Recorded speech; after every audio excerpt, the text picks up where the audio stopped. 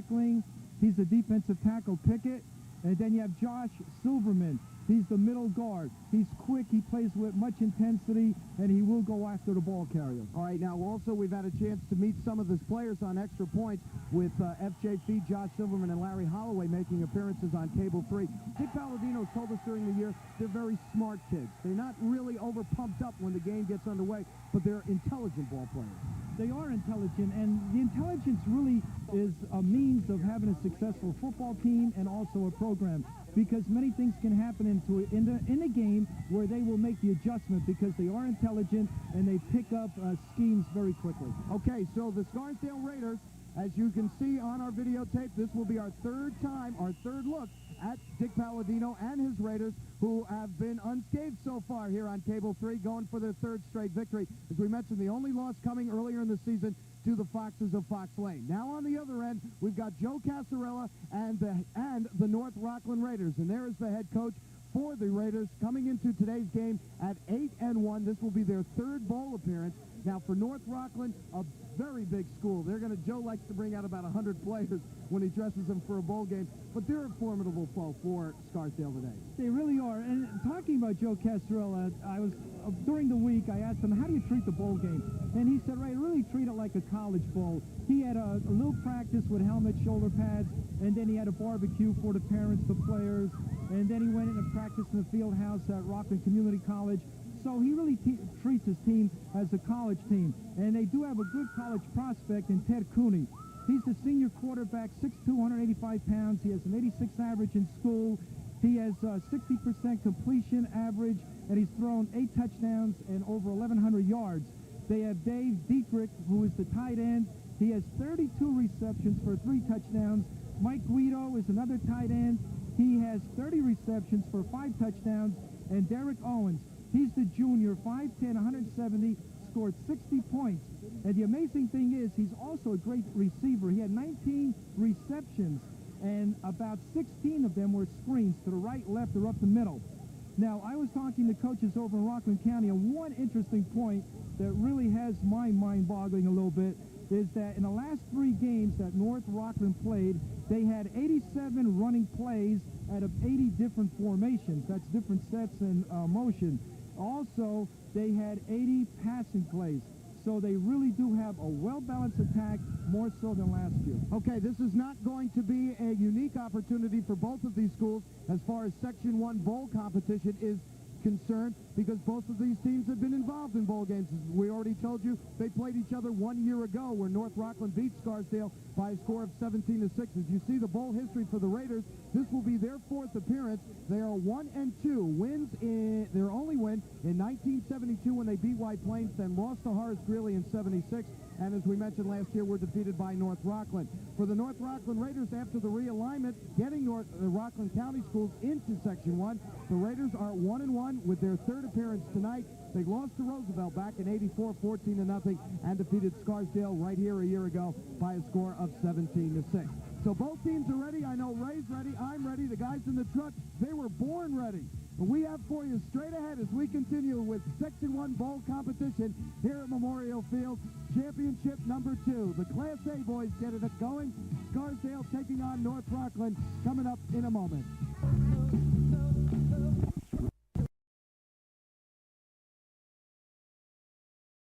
Well, you can hear them. We're sitting on the North Rockland side of the field tonight, and on the other most jam-packed Scarsdale contingent as Marching Machine has just concluded our national anthem, and we're just moments away. Ray Karowski and I have been sitting up in the booth waiting for this, terming it the Battle of the Century. If you can take a look at both of these teams and the enthusiasm that both of them are showing, getting set for the start of this ball game, then this indeed should be the battle of the century, if not the year. But 2 very excellent football teams who have had great seasons going at it here this evening. Scarsdale at 8-1, and North Rockland also at 8-1. The Raiders of North Rockland are number 1 team. The Raiders of Scarsdale are number 2 team. So as was the case in our first game this evening, featuring Rye and J.F. Kennedy, this one will also decide which team will end up as the number 1 team among the large schools. And right out in the middle of the field, And Scarsdale's won the opening coin toss and have elected to receive. They're having a coin toss, and we can show you which gentleman will be working today's ball game. Our referee today is Herb Croton. The umpire is Steve Schiffman. The head linesman, Carmine Magazzino.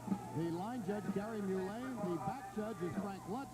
And the timekeeper up in the booth will be Fred Beardsley. And again, to remind you, a unique little twist to our official crew, that person will be working the game. No, that's not the twist. The twist is that there are 5 officials out there. That's a Raider, by the way. A North Rockland Raider. As we told you, the 2 head coaches have done an exceptional job over the years to get their teams to this point in the season for the 2nd year in a row. Joe Cassarella, the head football coach at North Rockland High School, and an old friend of yours, Ray Karowski. I understand that you used to be an assistant with him over in North Rockland. Yeah, years and years and years ago. Years ago, my first year out of Penn State, Joe and I were assistants to Ralph Cordisco, who was the head coach. And Joe has done a tremendous job. His record is his 7th year of coaching. He is 56-7-1. And he is really upset. I was talking to him about the 3 losses that he got his first year of coaching. But for someone in 7 years to be 56-7-1, that's totally awesome.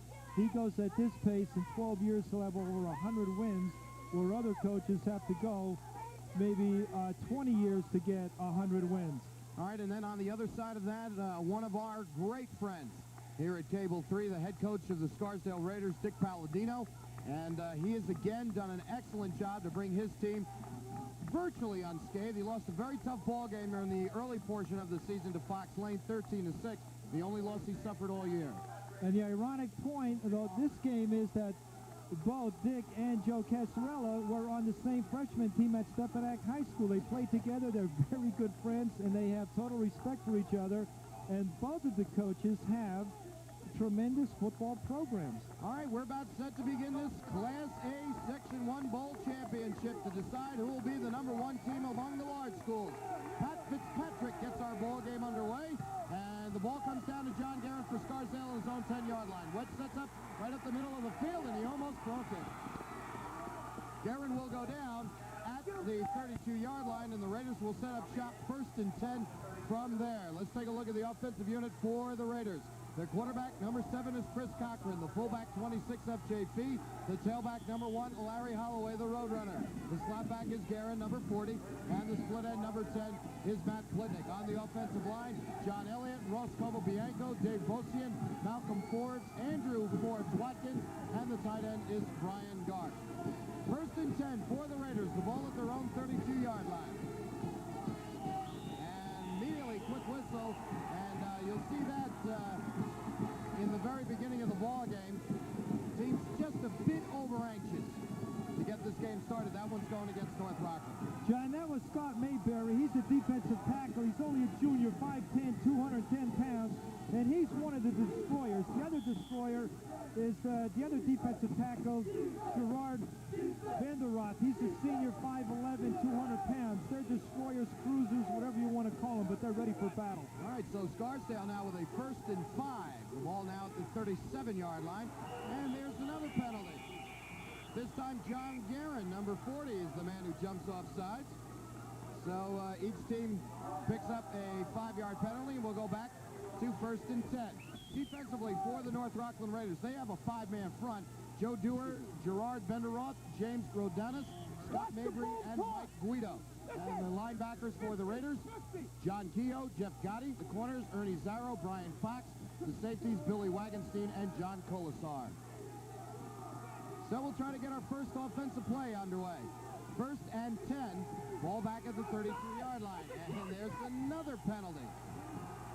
So we've had 3 straight penalties to open up this ball game, and we have yet to have a snap. And this one is also going against the Raiders of Scarsdale. There was movement by one of the offensive linemen from Scarsdale. Once you get down in your position and your hand is on the ground, you cannot move. But if you bring it up, you're going offsides. You only can do that when the ball is snapped. Usually defensive linemen will use that as a cue, and they will fire across the line as soon as they see that offensive arm move if they're far away from the ball. If you're close to the ball, you watch the movement of the ball. Still looking for our first snap. Now 1st and 15. There we go. Cochran gives to Holloway. there at all. Holloway gets a yard, and it'll be second down and 14. Okay, this is straight up the middle. Here's speed blocking. There's Holloway. It is jammed up. It's a concrete wall. There's nowhere to go. They're that small. They're not that big, North Rockland, but they are quick, and that is one thing that Joe Casserole emphasizes, speed. He loves speed, quick feet with his football players. Gerard Benderoth on the tackle. It's second down and 14. Cochran to FJP, and Fee is brought down across the 30-yard line at about the 32, and wrapping him up, number 42, Jeff Gotti, the inside linebacker. Okay, Fee's a hard runner. He has 87 rushing attempts for 575 yards, a 6.61 average.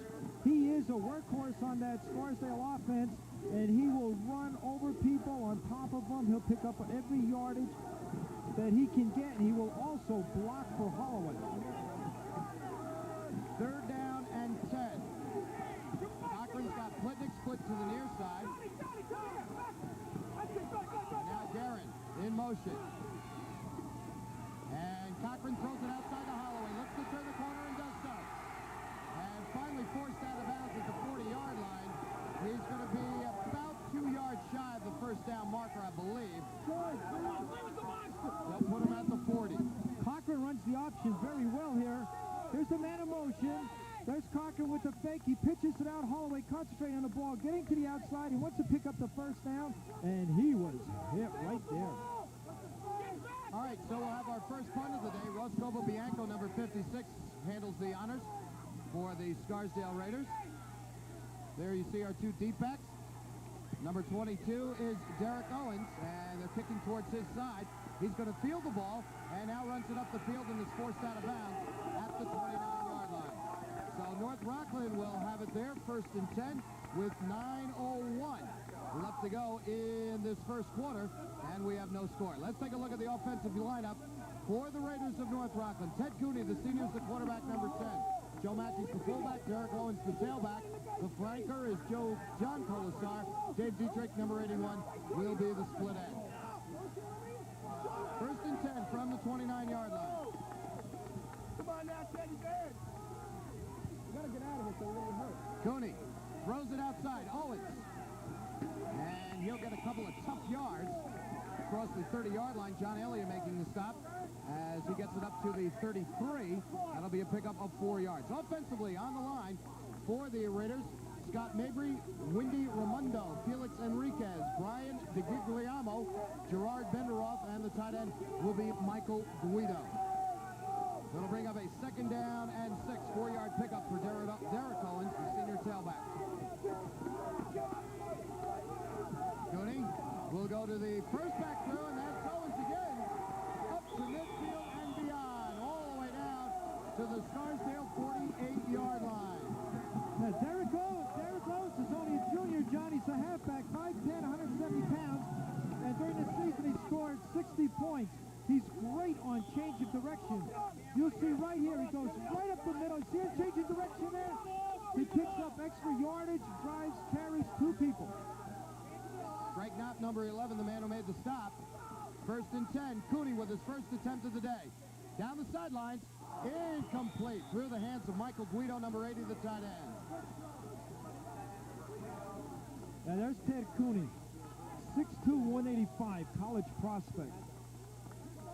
You see Mike Guido here with the gloves on. Here's the pass. Mike Guido's going up. He has those gloves. Those are those divers gloves that they use that are very close to your hands. It seems like, you know, like you're putting a nylon stocking on so you can feel the balls very well. Derek Owens again with a claw. Turns the corner, slips away from a tackle, and finally down. Greg Knopf again on the tackle as Owens gets it across the 35 down to the 32-yard line. 15-yard pickup by Owens. He's running wild here, Ray. And also the North Rockland's attacking the outside perimeter. Here he is, going to the outside. He's got blockers in front of him, almost tripped up, still going. There's a nice tackle right there. But they are hitting the outside perimeter very well. And I believe the ball came loose It'll belong to the Raiders. Number 87, who's coming out of the backfield, Cameron Williams. Didn't get anything on the gain. It looks like he coughed it up, but North Rockland falling back on it, and it'll be second down and 10. Defensively, for the Scarsdale Raiders, they've got the five-man front. FJ Fee, Steve Lenhard, Josh Silverman, Craig Pickett, and Jeff Kinney. Second down and 10. Cooney on a rollout. Looking across the middle, and this one's picked off. Intercepted by Larry Holloway. Make that Greg Knopp, number 11, as again the ball through the hands of Michael Guido. This time Knopp right there, and Scarsdale has it first and 10 from the 15. Okay, here he goes. It's a semi-rollout right here. He's in the rollout. He throws it. It's a little high, deflected, and there's the interception coming up with that. Now, Dorenzo was playing the middle linebacker, drop back, and Cooney had to throw over his head. Dorenzo is a second cousin of the head coach of Lincoln High School. Cochran again keeps it on the ground, and I believe Holloway with the call as he gets it close to the 20-yard line. They'll spot it at the 19.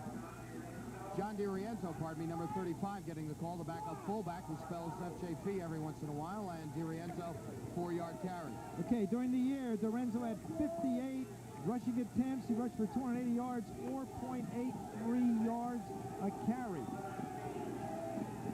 All right, DiRienzo remains in the ballgame as the fullback. Holloway is the tailback. Double tight end offense for the Raiders of Scarsdale. Holloway jumps high over the offensive line. Gets it across the 20-yard line, where it will be third down and a long 3. North Rockland's in that 50-odd defense. They'll play at 5-2, a monster. They will penetrate. They make things happen in the offensive backfield. 90% of the time, they will be in zone coverage. If the man goes in motion, or if Scarsdale tries to flood a zone, they will rotate their defensive backs into that zone.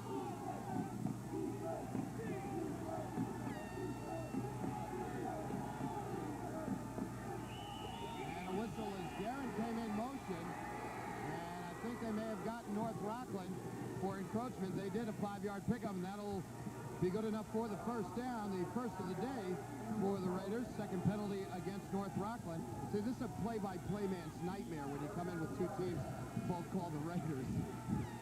But John, they're so intense out there playing, so at any little movement or a jump, they're just reacting. They're so quick, and they will go off sides, and mistakes will be made.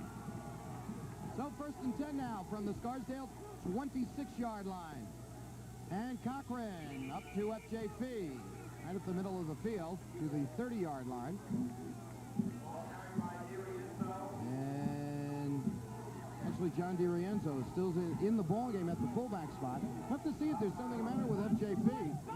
Why he's not in here at this juncture of the ballgame. But in any event, DiRienzo with 3 yards. And it'll be second down and 7.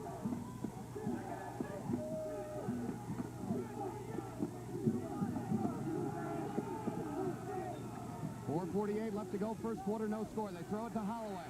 Little hole opened up off the tackle, but closed in a real hurry. Thanks to Jeff Gotti and John Keogh, the two linebackers. Holloway gets it up to the 35-yard line, and he'll be a long yard shy of the first down. There's a low pitch right there, and the defense will be thinking that he's going to the outside. What he does, he just cuts right up the seam and trying to pick up the extra yardage. Now, this is the plan, the game plan of North Rockland. What they want to do is they want to concentrate on stopping the fullback. 3rd and 1 from the 35. Cochran still has it, and nobody's in front of him. Cochran may go all the way. He's down to the 30-yard line, down to the 20, to the 10. He got in. Oh, what a great call. Chris Cochran kept it, and nobody followed him. Not only a great call, but it was a great fake. Tremendous fake to go around the end like that, because Scarsdale was hitting off tackle up the middle, diving. They did a low pitch to Holloway, and he tried to find the seam off tackle, and everybody was pitching it defensively from tackle to the inside. Cochran fake, went around the end, all the way for the touchdown. Good speed. He's a big-time quarterback. University of Maryland was looking at him. He's got a strong arm, runs the option well. Ed Meehan with the attempted extra point, and it is no good. Off to the left-hand side. But Chris Cochran has lit up the Scarsdale side of the field as he goes 65 yards untouched. And the Raiders of Scarsdale lead 6-0. You have to give Cochran a lot of credit on that. He just faked so well. He put the ball out. He brought the ball back into his stomach. He stayed low. He hit the ball, went around the end, had a blocker. The defensive rocker was totally confused. He went all the way down the sideline for the score. That's what you call execution. Good call by Coach Palladino, but again, the execution excellent. Well, that really silenced the North Rockland side of the field. They came in here really pumped up for this game. And all of a sudden, they're down 6-0. Frank Pickett now to kick it away. Nice high boot. Taken by Guido. Through the 20 to the 25, down to the 30-yard line. And upended there by Scarsdale's Jack McCreary. Oh, what a run by Cochran. Take a look at the kickoff again. Here it is. You want to catch that kickoff right in the air. Always now. He wants to find a seam right there. He needs a block. And this is where you have it. You know, you as a coach can tell if the team is really doing well on a kickoff. If everyone is rushing down, you break down 5 yards before you get to the ball carrier. On the field. I think it was blocking below the waist. Well, it's going against North Rockland as they'll bring it down to the 16-yard line. So North Rockland will have it there, 1st and 10. Illegal block against the Raiders of North Rockland. Their 3rd penalty already in the ballgame. And Ted Cooney sets up shop. Gives to Derek Owens. Slides off with 2 tackles and goes down to the 20-yard line. They are really... Oh, are they hitting? The collision, cracking. I wouldn't be surprised if a helmet gets split in this game. They are smacking out there. They're on a full speed course collision. I mean, they are just colliding with people. There's no hitting. They're just colliding. All right, Derek Owens, who picks up 5. You get another quick look at it here. Right here. Watch as it. Boom. Boom. They are helmet to helmet. Back to action. Ted Cooney. Nobody in front of him. He helps to take it himself, and he is tackled at the 25-yard line. He'll be shy of the 1st down. This game's like 2 Rams on top of a mountain, you know, claiming territory and just banging and colliding heads constantly. 4-yard gain for Cooney. It'll bring up a 3rd and 1. The ball now at the 24-yard line. 2:40 and counting. Boy, left to go in the 1st quarter. This is big-time physical football. Oh, we got 2 Giants going at it. Couple of real good football squads. Cooney. And I don't know if the Raiders made it. They did. They are hitting. Both lines are getting off the ball. They are penetrating. They are making things happen.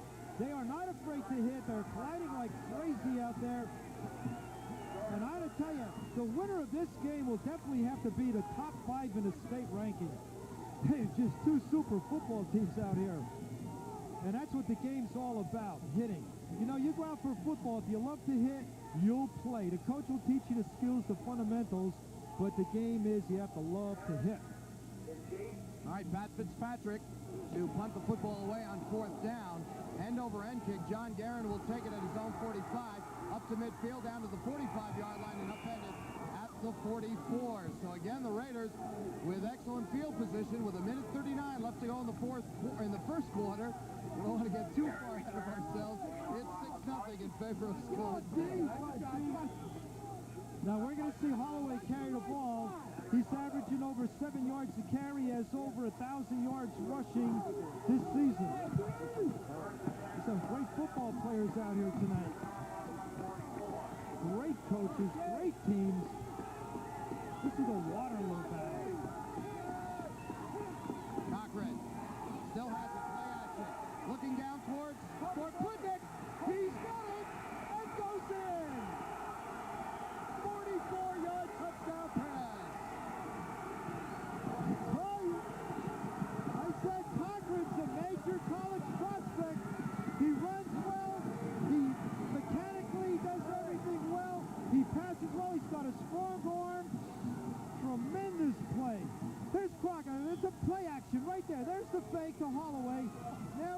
at that throw. Right on the money.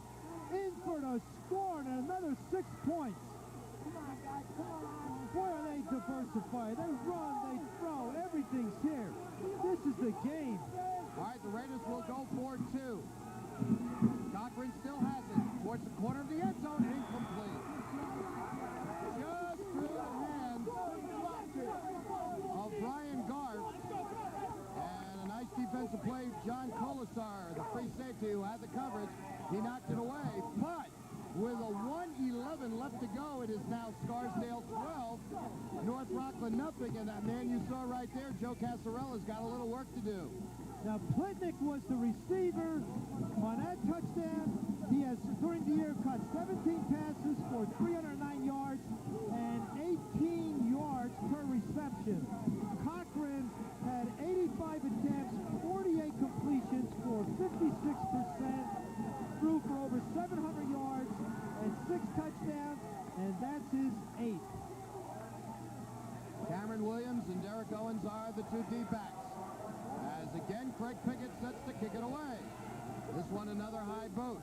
And will come down to Owens at his own 15. Wett sets up in the middle of the field, and he is finally down across the 30-yard line. They'll spot it at about the 33. So again, the Raiders will set it up 1st and 10. Let's take a look the last set of the defensive unit for the Scarsdale Raiders. Want to make sure we get them in. The 2 linebackers are Mark Walsh and John DiRienzo. The cornerbacks Rich Stone and Doug Barshop. The strong safety John Norton, and the free safety, the man who just caught the touchdown pass, number 10 Matt Plitnick. So from the 33-yard line, North Rockland already trailing 12-0. Have it again, 1st and 10. Cooney rolls out to this side, gets good protection. Throws down along the end zone, or the sidelines, it's incomplete. Looking for John Colasar, number 29, as his intended receiver. And now Cooney 0 for 3 with an interception. It'll be 2nd and 10. Stops the clock with 45 seconds left to go in the 1st quarter. And if you're just joining us, shame on you. You're late. Did you bring a note from home? You have to watch that line play right there. Right at the line of scrimmage, they are firing out. Look at them firing. Cooney again. He's in trouble this time. Slips away from the coverage and finally forced out of bounds just shy of the 49-yard line. They'll put him at the 39. And from there, he's going to be about 4 yards short of the 1st down. Pursuit. That's what the Scarsdale defense is doing. They're getting across that line of scrimmage, and they are pursuing. They're making Cooney a little uncomfortable there with this pursuit. You see this? No receivers. He can't find anyone. He takes it upfield, tries to put a little fake there to get the defender not to go for him and maybe back off a little bit. But it doesn't work because once Scarsdale's come, they come full speed. Again, Cooney with a play action. Pumps once. Here's Josh Silverman. He got him. Number 58, the nose guard, Josh Silverman, our player of the game when we had Scarsdale beating Mamaroneck. And Silverman comes up with a 1st sack, a loss on the play of 9 yards, make it 8 yards. It is 4th and 10. Silverman is the middle guard. He has 29 tackles and 9 sacks during the season. He just plays with intensity the entire game, comes hard all the time, plays as hard in the beginning of the game as he does at the end of the game. All right, John Gavin and Matt Plitnick set up deep for the punt from Pat Fitzpatrick, but we're going to take a break before we get it away. 1st quarter has come to an end here at Memorial Field in Mount Vernon with the score, Scarsdale 12, North Rockland nothing, and we'll have the 2nd quarter when we return to Memorial Field in Mount Vernon right after this timeout. Take a look at the hottest innovation in shopping since the invention of the Charge Card. Hey, you're watching the Cable Value Network, where every day you'll see name brand products at discount prices. Items like electronics, jewelry, toys, unusual gift ideas, and much, much more. And it all has a no-problem guarantee. Hey, we've taken the hassles out of shopping and made it fun. The Cable Value Network, a whole new way to go shopping.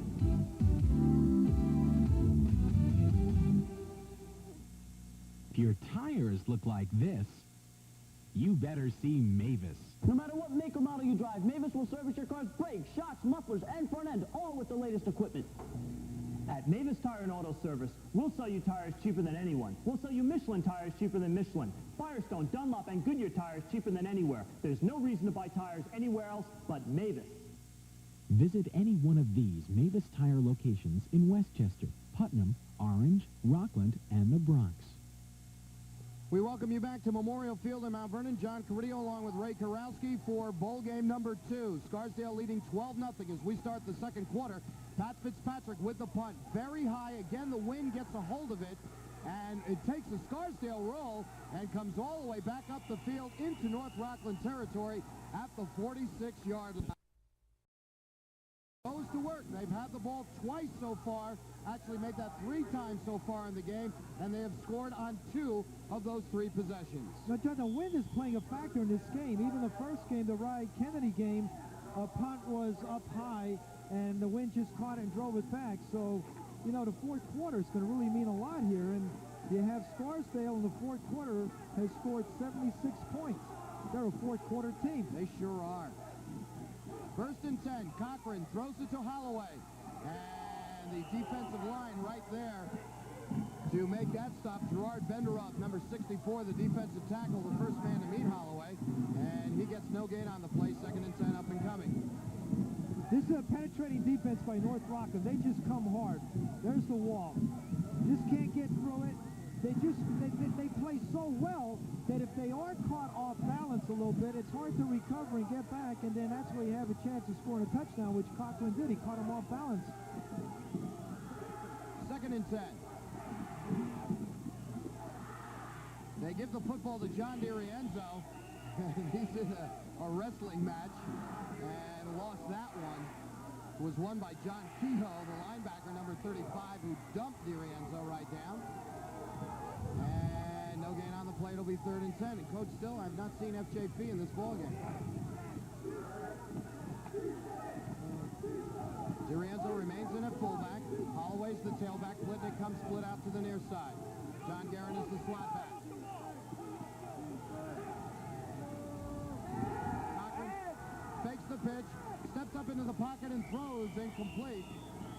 Looking for John Guerin cutting across the field, and he just overshot him.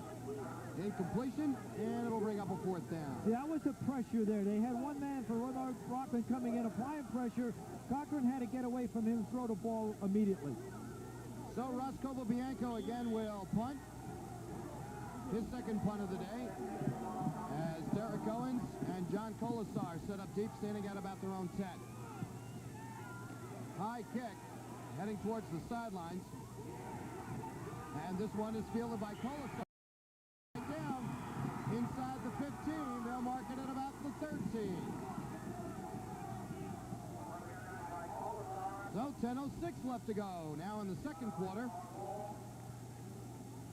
And North Rockland again will go on the offense. These are 2 great teams playing here tonight. You can't give up. You have to go over 100% every play. You can't relax. You can't think you have it won.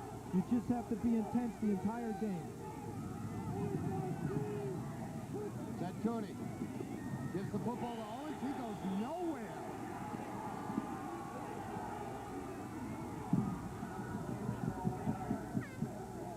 I believe that was Steve Lenhart who made that stop. And Silverman was in there too. Now you're going to see right here. There's 66. That's Lenhart, and right next to him was Silverman. Darren Williams was the man who got the football. Loss on the play of 2 yards. It's now second down and 12. Cooney rolls out. Gets good protection this time. Now it starts to break down. He's able to slip away now and pick up some yards.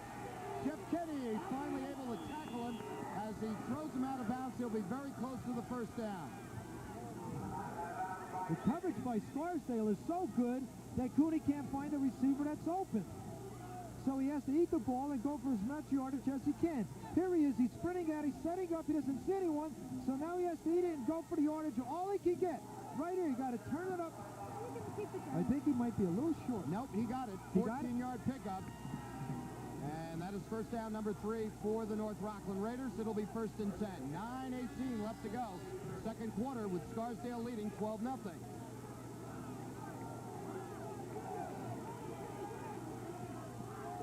Cooney again brings the club up. Williams and Owens are the backs behind him.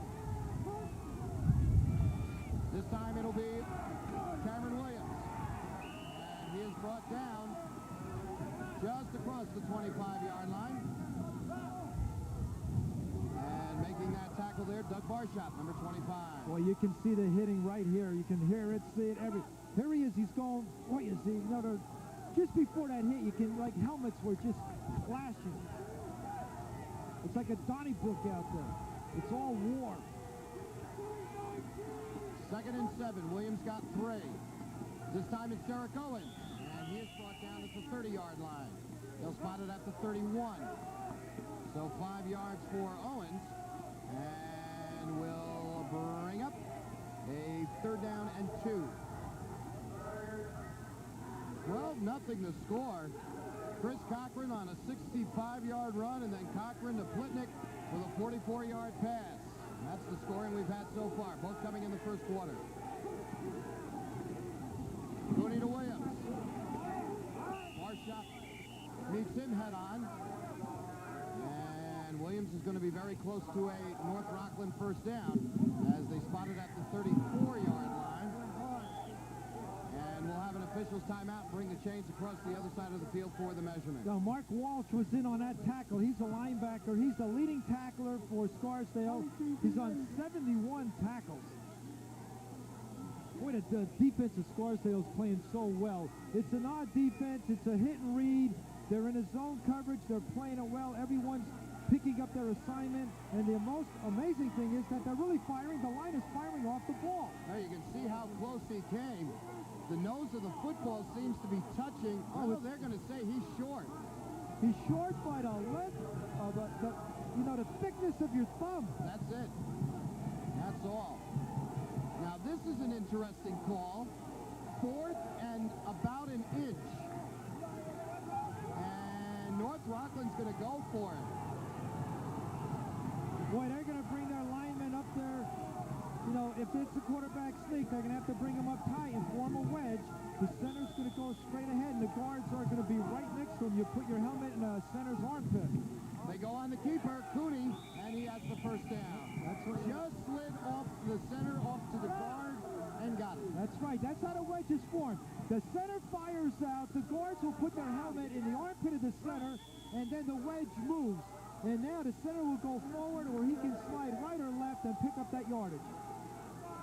Now watch him just kind of slide a little bit to his right. You see how he goes to the right? Now he's going right off that guard because he's going straight down. They're in the Mike man was over the center, so there's an opening. Cooney throws, and it's complete. Nice grab.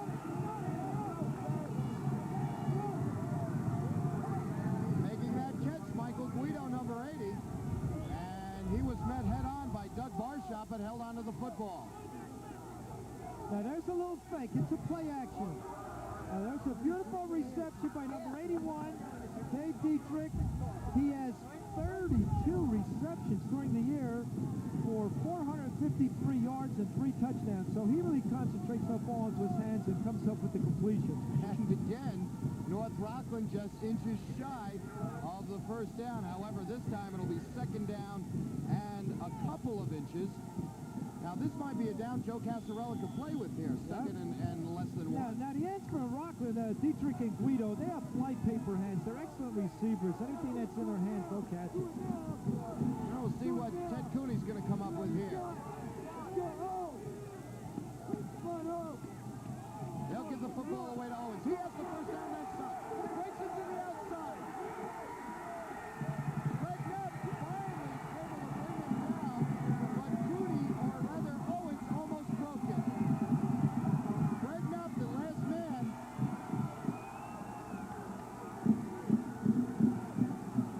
35-yard pickup. You'll see Owens right here. See him cut in that good change of pace. Now he's going to the outside. He's got the football to the sideline, which is excellent, and he almost broke it for a touchdown. Great speed, good change of direction, quick feet. 1st and 10 now from the Scarsdale 18-yard line. Here's Owens again. Gets it up to the 15-yard line. Met by John Norton, number 28. And they're going to put it at the 16. So they'll give him 2 yards. North Rockland was in the I formation. That was a blast play over right tackle. You have the fullback leading. He's the blocker. The tailback will run right behind him. He can cut right or left. They're just running straight power football here. And I can see FJ Fee, number 26, is playing defense for Scarsdale at a defensive end. Cooney jumps it off right over the middle and making that reception, and not a bad play at all. Number 34, Juan Morel. And Morel is going to be close to a first down. They're going to give him the first down. This is almost like a shovel pass, but it's overhand. Right here, see how he just throws it? He's already at the line of scrimmage. A beautiful tackle coming up there and making that. So now North Rockland with a first and goal from the Scarsdale 7-yard line. Cooney will throw it to Owens. Cuts it back up the middle. He's in. Nice run by Derek Owens. And North Rockland's on the board. That play was a sweep left. And Owens is running like going to the sideline. And as he's running, he's looking in for a seam. As soon as he sees it, he takes it, goes in for a score. Now watch this. There's Owens.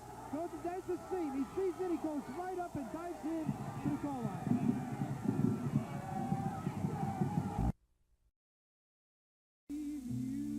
You have to be a very good halfback, you know, like Kurt Warner up at Penn State. He will run to the sideline, see that little opening, and then just go right through it. So Pat Fitzpatrick now in to attempt the extra point. Ball is down, little high snap, but he gets the kick away. And how about that? North Rockland always comes in with great place kickers. The extra point is good. 5:49 left to go in the second quarter. It is now Scarsdale 12 and North Rockland 7. I was talking to Joe Casarella during the weekend. He said Patrick Fitzpatrick, their field goal kicker, can kick it from 35 and in. Anytime he needs it, he's there to do it.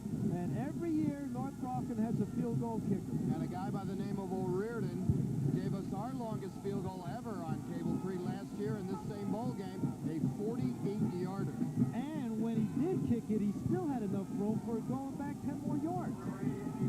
He kicked an extra point last year, and it went out of the stadium. So, we've got ourselves a ball game, 12-7 the score, 5:49 left to play in the second quarter. And now Pat Fitzpatrick will kick it away. Lets it fly, kind of short. Will take one hop. Scarsdale will try to bring it up the field and slip it away, and almost breaking it, number 88, Steve Collins. And Collins has crossed the 30-yard line up to the 33. Make it the 32. He just slipped on that. See, these backs are so good. They'll stop on a dime, they'll go. And they need good traction. If they don't have the traction, their feet will just sweep from right on the rim, and then they'll go down. They're just tremendous backs, and they really need that traction to make that cut, that change of direction. That's agility. They go any way, right, left, forward, backwards, full speed. And I believe FJP has finally come in. There he is. FJP, the fullback, our player of the game when Scarsdale defeated Horace Greeley earlier this season. And Fee gets his first carry of the day, good for 2 yards. You know, John, they have coaches here, I think 3 or 4 coaches that pick the most valuable lineman, most valuable back. I think in a game, they're really the most outstanding. You know, the outstanding back or lineman in this game, because to be valuable, there are players that can do almost everything. Cochran is still with the football, faked it to Fee, tried to keep it himself, but the defense just feathered him out towards the sidelines, and he ended up losing the 2 yards that Fee gained on the previous play. So it'll bring up a 3rd down and 10 now for Scarsdale. Incidentally, on that last drive, Coach, by North Rockland, about 5 minutes long and 82 yards. Without a mistake. Exactly That's right. good execution, well-coached football team. 3rd and 10. Cochran fakes the pitch to Holloway. Good protection. Now steps up into the pocket. Slips away from one tackle and will go down. And that will go in the book as a sack. Making that tackle, James Rodinas, number 72, the nose guard. So each team now with 1 sack. And out on the field, we're going to be issuing the 4-minute warning to both schools. Both teams with all 3 timeouts remaining. John, one thing I really find out, watching this game defensively, both defenses, they really have a good angle of pursuit. They're right there. Runner. Golpobianco with a beauty. Chases Owens all the way back to his 30-yard line. Towards the sidelines and finally forced out of bounds across the 45 up to the 47. So the North Rockland defense burned for 2 quick touchdowns to finally settle down, and they will get the ball back with 3:40 left to go. There goes Owens to the outside. See how he slipped his feet right from under him? He just has a tremendous change of direction, and he doesn't have the traction. 1st and 10 from the 47-yard line. And they gave the football to Cameron Williams, number 87, and he goes absolutely nowhere. John, that was Pickett on a tackle. He's very quick. He's only a junior. Plays defense so smart. He's very intelligent. He has 59 tackles and 10 sacks. I mean, that is speed. It's quick feet. You're getting rid of your man. You have to make contact with your offensive man. You have to shed him. You have to pursue and make the tackle. You have to do all these things, and he does them well. Loss of 6 on the play. 2nd and 16. Cooney wants to put it up. He's in trouble. Sack number 2 by the Scarsdale defense. Josh Silverman is there. Jeff Kinney is there. And John DiRienzo is also there. What pursuit right here. Here's Cooney. It's a drop-back pass. Now he starts off rolling out a little bit. 1, 2, 3 men in on a tackle. DiRienzo, the middle linebacker, is playing tough there. And I'm sure that his cousin Lou DiRienzo, the head football coach at Lincoln High School, is proud of him tonight. Oh, loss on the play of 9 yards, so it is now 3rd and 25. And North Rockland's going to take a timeout. Ted Cooney did not like the defensive set that was staring him in the face. So the Raiders have their first timeout gone. They'll have 2 more remaining with 2:16 left to go in the second quarter. And our score is Scarsdale 12 and North Rockland 7.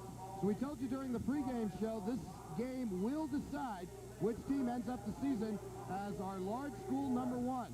Because, very simply, we've got number 1 going up against number 2. The Raiders at 8-1 and the Raiders at 8-1. Perfect matchup. Couldn't have picked it better ourselves. Kingston will also be in a bowl game. They're at number 3 at 8-0-1. As a matter of fact, the only loss that North Rockland suffered this year was to the Tigers in the very first game of the season. And then Joe Casarella's club ripped off 8 in a row. Iona Prep is at 4, Fox Lane 5. They'll be in a bowl game later on. They'll be taking on our number 8 team, Suffren. White Plains is at 6, Roosevelt 7, the Mounties at number 8, Mahopac is 9, and the Knights of Mount Vernon coming in as our number 10 team. So we've got top 10 matchups all over the place this weekend as the Section 1 championships continue. 3rd and 25. Cooney straight drop back. Little flare pass completes to Owens. That's some blockers in front of him. Gets it up close to midfield. Finally forced out of bounds at about the 49-yard line. But he's going to be 8 yards shy of the first down marker. Well, one thing you have to watch is Owens. He will always catch the screen passes. He's caught 19 this year. There it is, a screen left. There's a blocker, 74. He's going to pick someone up. Oh, see that pursuit by Scarsdale coming in, stopping that first down. Owens has 19 pass receptions, and they're screen passes, right, left, and up the middle. Once he gets the ball, he just turns the jets on and takes off. So it will bring up a 4th down. Fitzpatrick is in again to punt this away. And a little lack of communication. Now finally Plitnick picks it up. And he will go down across the 25 at the 27. Plitnick took a quick look over at John Guerin as to say, well, are you going to get it or am I going to get it? Yeah, that's one thing you got to do, John. You can't let that ball hit the ground. You have to catch it. As soon as that ball, no, I got it, yell for it. You always communicate. Even in a defensive backfield, you always tell the guys to communicate. Watch this, watch that, or as soon as that ball is released, even if you're 20 yards away, you start yelling, ball, ball, because if it's man-for-man coverage, you might have your back turned, trailing the receiver. 1:40 left to go till the intermission. Scarsdale first and 10 from their own 27. Guerin in motion to the near side. Cochran across the middle. Intercepted. Picked up by Michael Guido. Takes it to the outside. And finally out of inside the 10-yard line. I don't know where he came from. Well, Mike Guido, 6'2 and a half, and I was down that field earlier, and I think he's more than 6'3". He's 190 pounds. He has 30 receptions, and like I said before, he has 5 paper hands. Anything near him, he's going to catch it. Now watch this. There's the pass. There's his hands. He's right there. He'll catch him. He's going in for the score and knocked out. Now this is where the defense has to rise to the occasion and stop him. What a big break. First and goal from the 9-yard line. 1:25 left to go. And before the play gets away, we've got a penalty marker on the field. Well, we've had just about everything in this one. There's a 5-yard illegal procedure call against the North Rockland Raiders.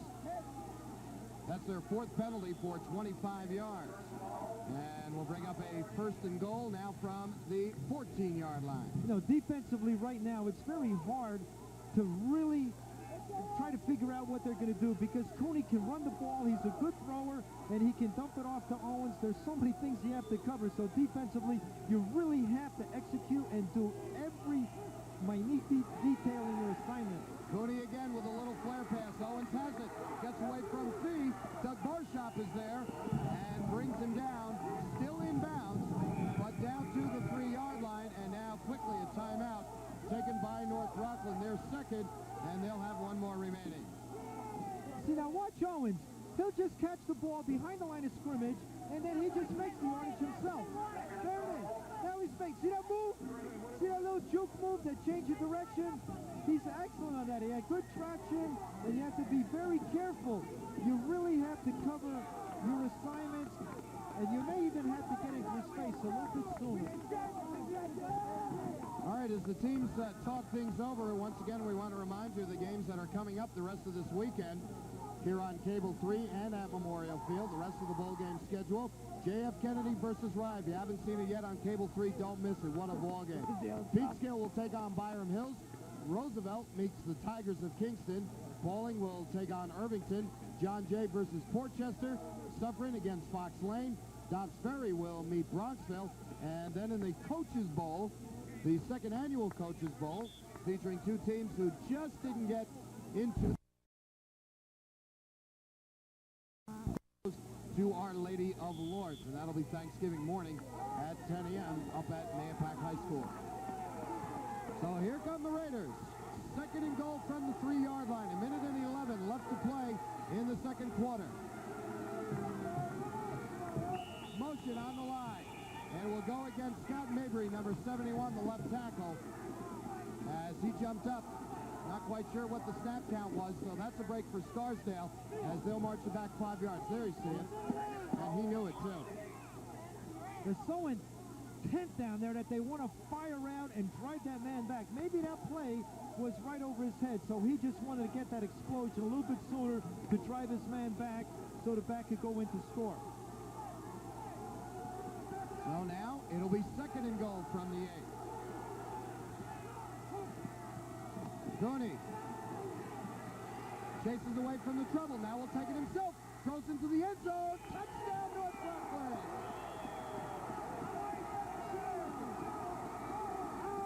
Mike Guido, number 80.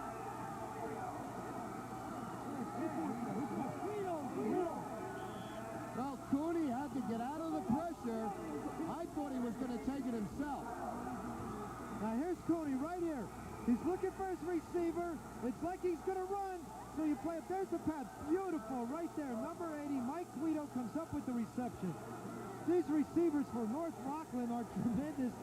And I can't find a better description. They are fly paper hands.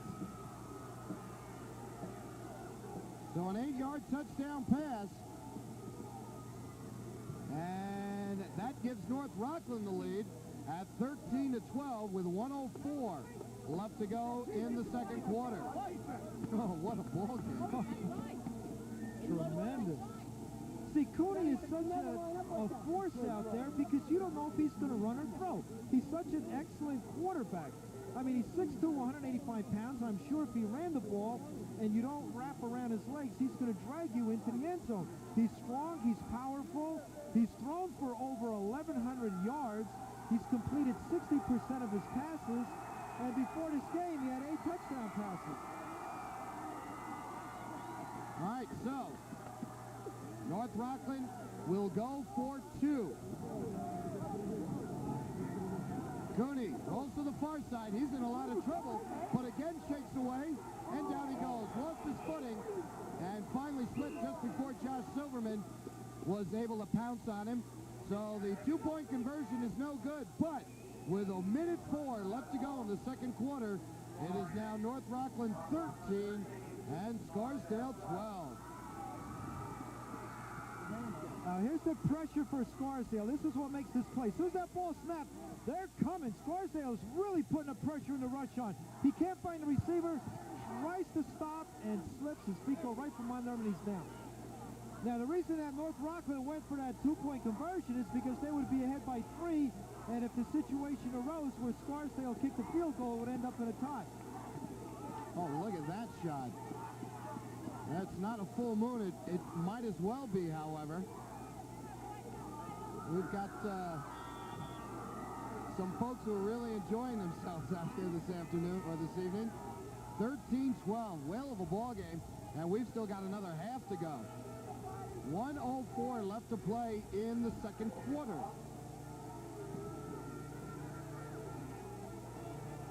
Scarsdale will get it back. Wobbly kick. Fielded by Collins. Breaks to the outside, but down he goes. Never really got rolling. Brought down by Jeff Gotti, number 42. And the ball will be at the Scarsdale 23-yard line. Well, they'll wind the clock up again. We'll see if Dick Palladino wants to just sit on this one and head into the locker room at halftime. He brings Splitnick split to the near side. Guerin is the slot back. Holloway the tailback. And they give it to John DiRienzo. Breaks a little run across the 35 up to the 36. And that will be good for a first down. A pickup of 13 yards for DiRienzo. And now a timeout on the field. And it's going to be taken by North Rockland. Here's DiRienzo, number 35, go right up the middle. He goes left, goes right, trying to pick up as much yardage as he can. Now right here, Scarsdale is in a situation with 36 seconds remaining, and if they go for a long pass and go for the touchdown, North Rockland will know this, so they'll play their defensive backs deep. Again, I say in a situation like this, defensively you have to watch the screen and the draw. Now, what about offensively, though? Do you go for it? Do you try to put something up with just 36 seconds left?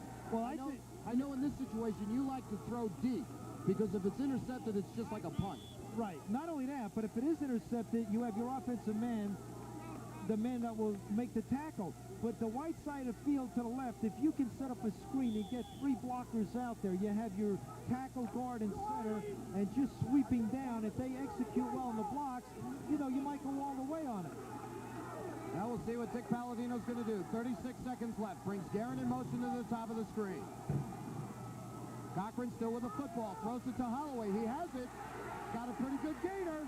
Down the sidelines he goes, and finally out of bounds at the North Rockland 40-yard line. And another timeout taken by Scarsdale. That's their second, and they'll have one more remaining. Watch Holloway right here. He's the road runner. This is the option. He pitches out to Holloway to pitch back. There he goes. And he's going. He wanted to put a juke move on there, but he ran out of field. The sideline was there. He just had to take and go and pick up as many yards as he can. 25-yard pickup for the road runner. If he gets that ball, he goes, beep, beep. That's his juke move. And then he goes again. He can run. He can run. He's only a junior. He has next year yet. Somebody said there's the Coyote. What a back. Wile E. Coyote. Is one of the assistants for North Rockland on the phones. The spotters up there, geez, that looks like it's melted to his head. I tell you something, Mimi Pete and Laura Rotolo could use something just like that.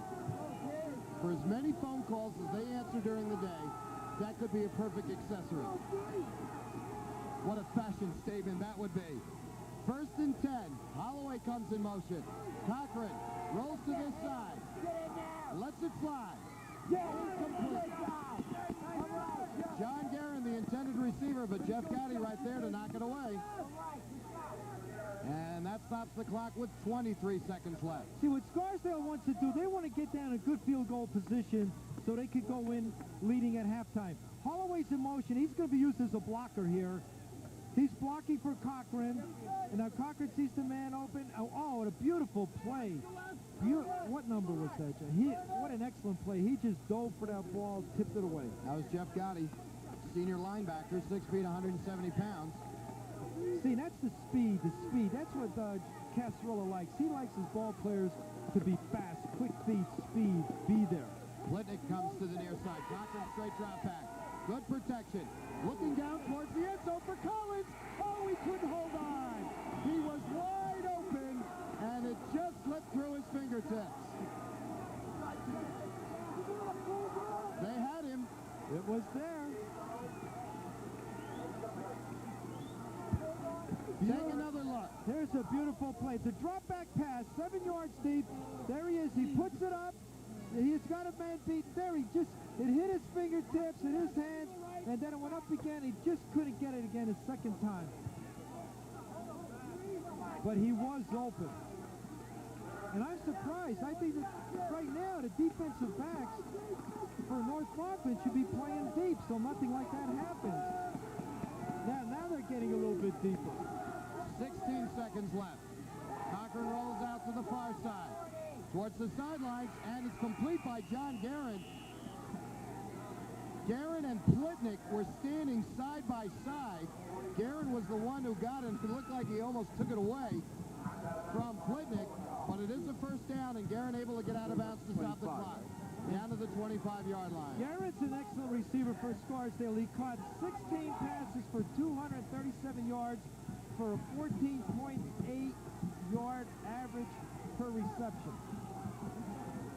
The good receivers now, they're getting close in there. The field goal kicker, they can go in, but they're going to try for the score. 11 seconds left. Holloway in motion. Cochran again rolls to that side. Looking into the end zone. Nothing in front of him. Now he throws it incomplete. And that stops the clock with 5 seconds to go. Now this may be out of Ed Meehan's range. Ball is spotted at the 25, so it'd be about a 40-42-yarder. And I don't think Ed Meehan can reach from there. Coach, you got to get to the end zone here. Scarsdale takes the timeout. That's their third, so we're going to hold things up right here at Memorial Field, make a quick tape change, and then we'll be back with the final 5 seconds of the second quarter.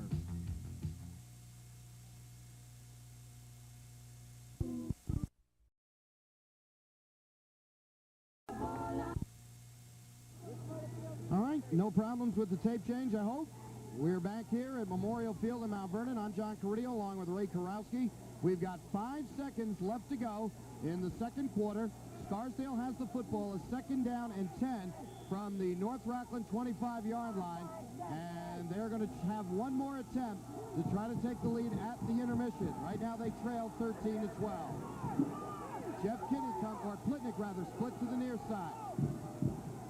Cochran, straight drop back, good protection. Steps up into the pocket, looks for Plitnick, incomplete, and that one looked like it went through his hands.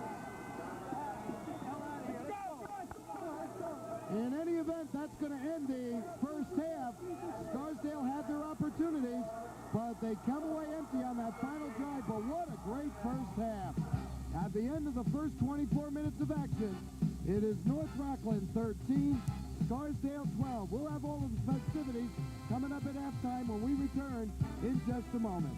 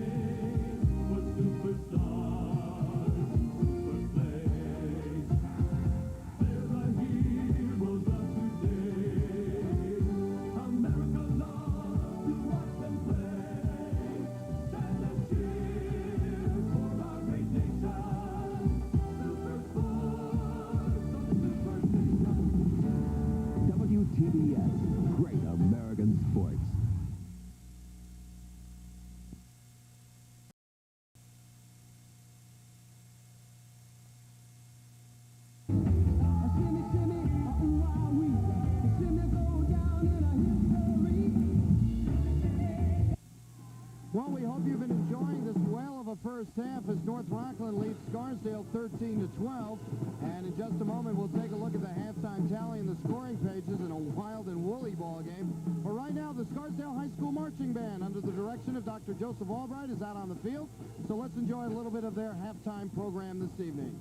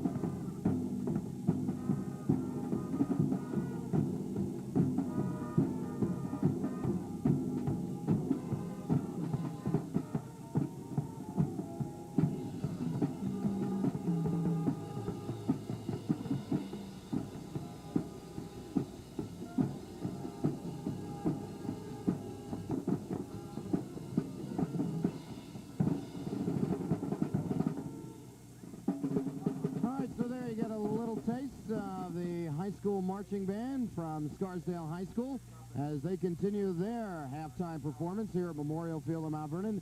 Just as big a thrill for them as it is for the football players. You can rest on that. And speaking of the football players, they're giving us a lot to be excited about. 13-12 is our score. North Rockland leading Scarsdale. And right after this short timeout, we'll be back with a look at the halftime tally and our scoring pages when we return to Memorial Field in Mount Vernon right here at Cable 3 Sports.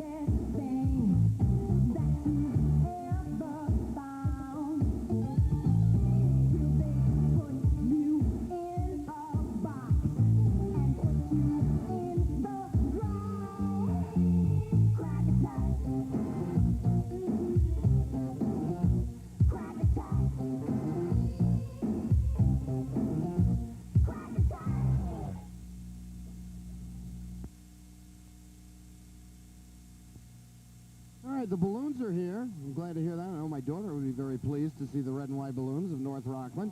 And I'm sure she'd also be very fond of the football game that we had today, being the big football fan that she is. All of 2 years old, but she knows when she sees a good game, I can tell you that. And we've got a doozy out here right now. 13-12 the score. North Rockland leading Scarsdale. And here's the numbers that the teams put up in that first half of action, as you can see.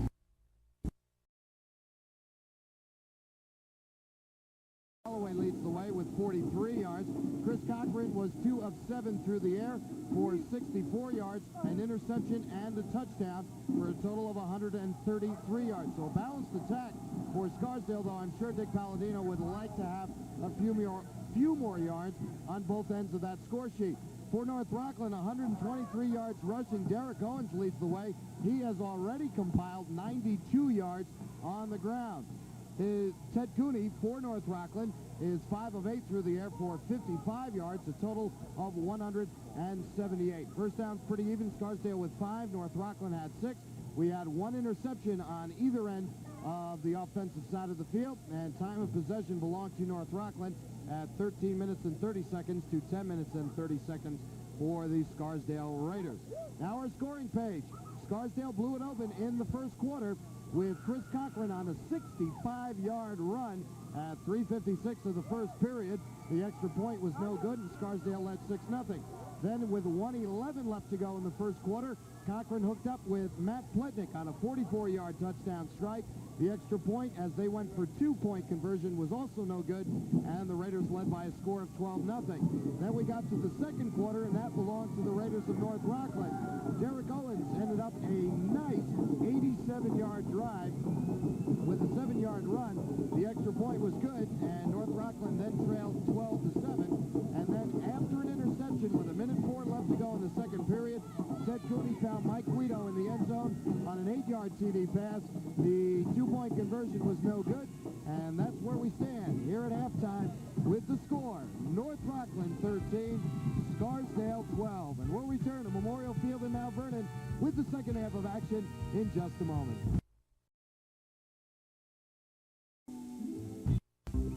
Everyone likes the Gannett Westchester Rockland newspapers for different reasons. Junior likes the sports section. Sister friends like the TV listings. And Mom and Dad like the classified ads best because they're looking for a new home.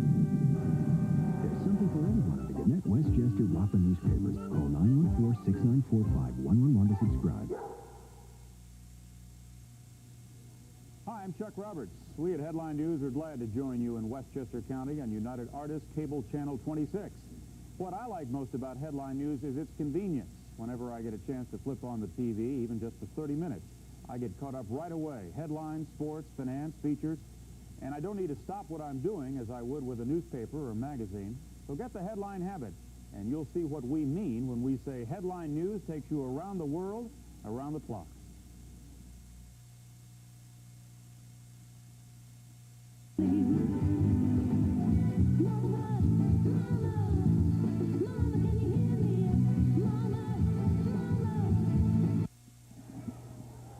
And again, we are back here at Memorial Field in Mount Vernon. John Cordio along with Ray Karowski getting set for the second half of this Class A Section 1 Bowl Championship. 13-12 is our score as we head into the final 24 minutes of action in this ball game with North Rockland leading Scarsdale. Again, we've had some big plays to rack up the scoring in that first half. A 65-yard run by Chris Cochran, a 44-yard pass, Cochran to Plitnick, a 7-yard run by Derek Owens, and then an 8-yard pass, Ted Cooney to Mike Guido. And that is all the scoring we've had, and it's been a great first half. 13-12, North Rockland leading Scarsdale, and the Raiders of Scarsdale will kick the ball away to North Rockland to start this second half. It'll be Craig Pickett, number 70, to handle the chore. Teams are all set. Derek Owens is set deep for North Rockland. And here we go. This one will come down to Cameron Williams. He'll pick it up at his 15-yard line. White sets up in the middle of the field, bounces off of one tackle, maintains his balance, and gets it across the 30-yard line, and North Rockland will have it first and 10 from their own 33-yard line. Now on its kickoff return, both teams are running up the middle. They're trying to find the seam. The wedge is set up the middle. They're not going right or left. Here it is. It's up the middle. There he goes. He hits. He spins. He keeps his balance. And finally is brought down by two defenders. First and 10 for the North Rockland Raiders. Ball at their own 33-yard line. Ted Cooney throws it outside, looks for Karen Williams. Finds one hole, stays on his feet again, and finally chased down from behind by Josh Silverman. Pick up on the play by Williams of 3 yards, and it'll be second down and 7. Let's take a look at the North Rockland offense once again. Ted Cooney is the quarterback. Derek Owens the tailback. Joe Mackey is the fullback. The flanker is John Colasar. The split end is Dave Dietrich. Second and 7. And Cooney a little trouble with the snap. Able to find the handle and fall ahead forward for a 1-yard gain, where it'll be third down and 6. On the offensive line for the North Rockland Raiders, Felix Enriquez anchors it at the center spot. The 2 guards, Wendy Ramundo and Brian DiGirolamo. The tackle, Scott Mabry, Gerard Benderoff, and the tight end is Michael Guido. Third down and 5. Whistle just before the play gets underway. And this one's going to go against Scarsdale. Motion against the Raiders defense, and that will be their third penalty of the day for a total of 15 yards. Defensively for the Scarsdale Raiders, as you know, they go with a 5-man front. FJ Fee, Steve Lenhart, Josh Silverman, Craig Pickett, and Jeff Kenny. The linebackers are Mark Walsh and John DiRienzo, Rich Stone and Doug Barshop, the cornerbacks, and the 2 safeties are John Naughton and Matt Plitnick. And after the 5-yard assessment, it is now third down and 1. Clock continues to roll, 10:20 left to go, third quarter. 13-12, North Rockland leading. This will be Derek Owen, and he is bounced right at the line of scrimmage. Steve Lenhart, the man who made the tackle, but that will be good for a first down for North Rockland, number 7 on the day. That was set up by being offsides. You can't make any mistakes in a big championship game like this. You have to maintain your poise. You can't overreact. Now, Scarsdale gave him that first down. First and 10. Here comes Owens again. Got away from DiRienzo. Is across the 45 to the 48. 4-yard gain. And that gives Derek Owens 99 yards rushing so far in tonight's action. It'll be second down and 6. Owens, pretty good runner there, Coach. He's a tremendous runner. That change of direction, his speed. Now you're going to see right here, Owens run the ball, and Fee number 26, there's Fee playing defensive end, coming up making the tackle. The only thing Fee has to do is try to knock him on his back, not have the runner make forward progress. Here's Owens again. Slips away, busts it open, slips away from another tackle down the sideline he goes. Across the 20 to the 10, and he is out of bounds at the 4-yard line.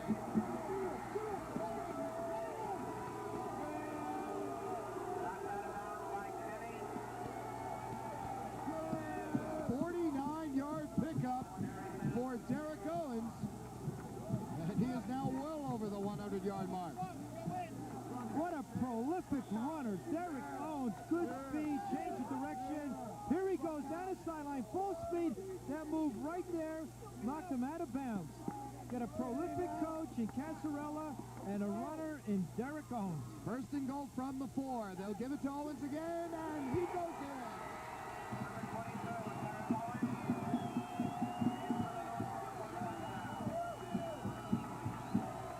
Well, that didn't take long.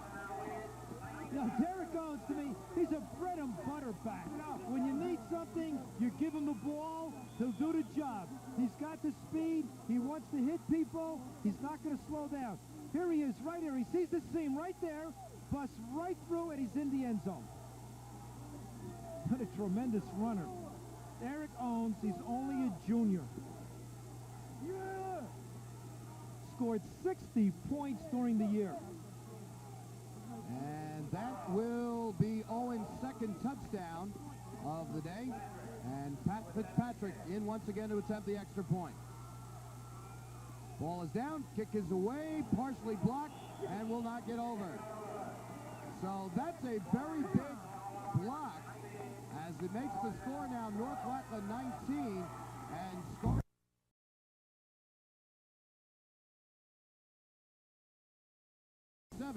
After leading, remember, 12-0. That's 19 straight points by North Rockland in the ball game.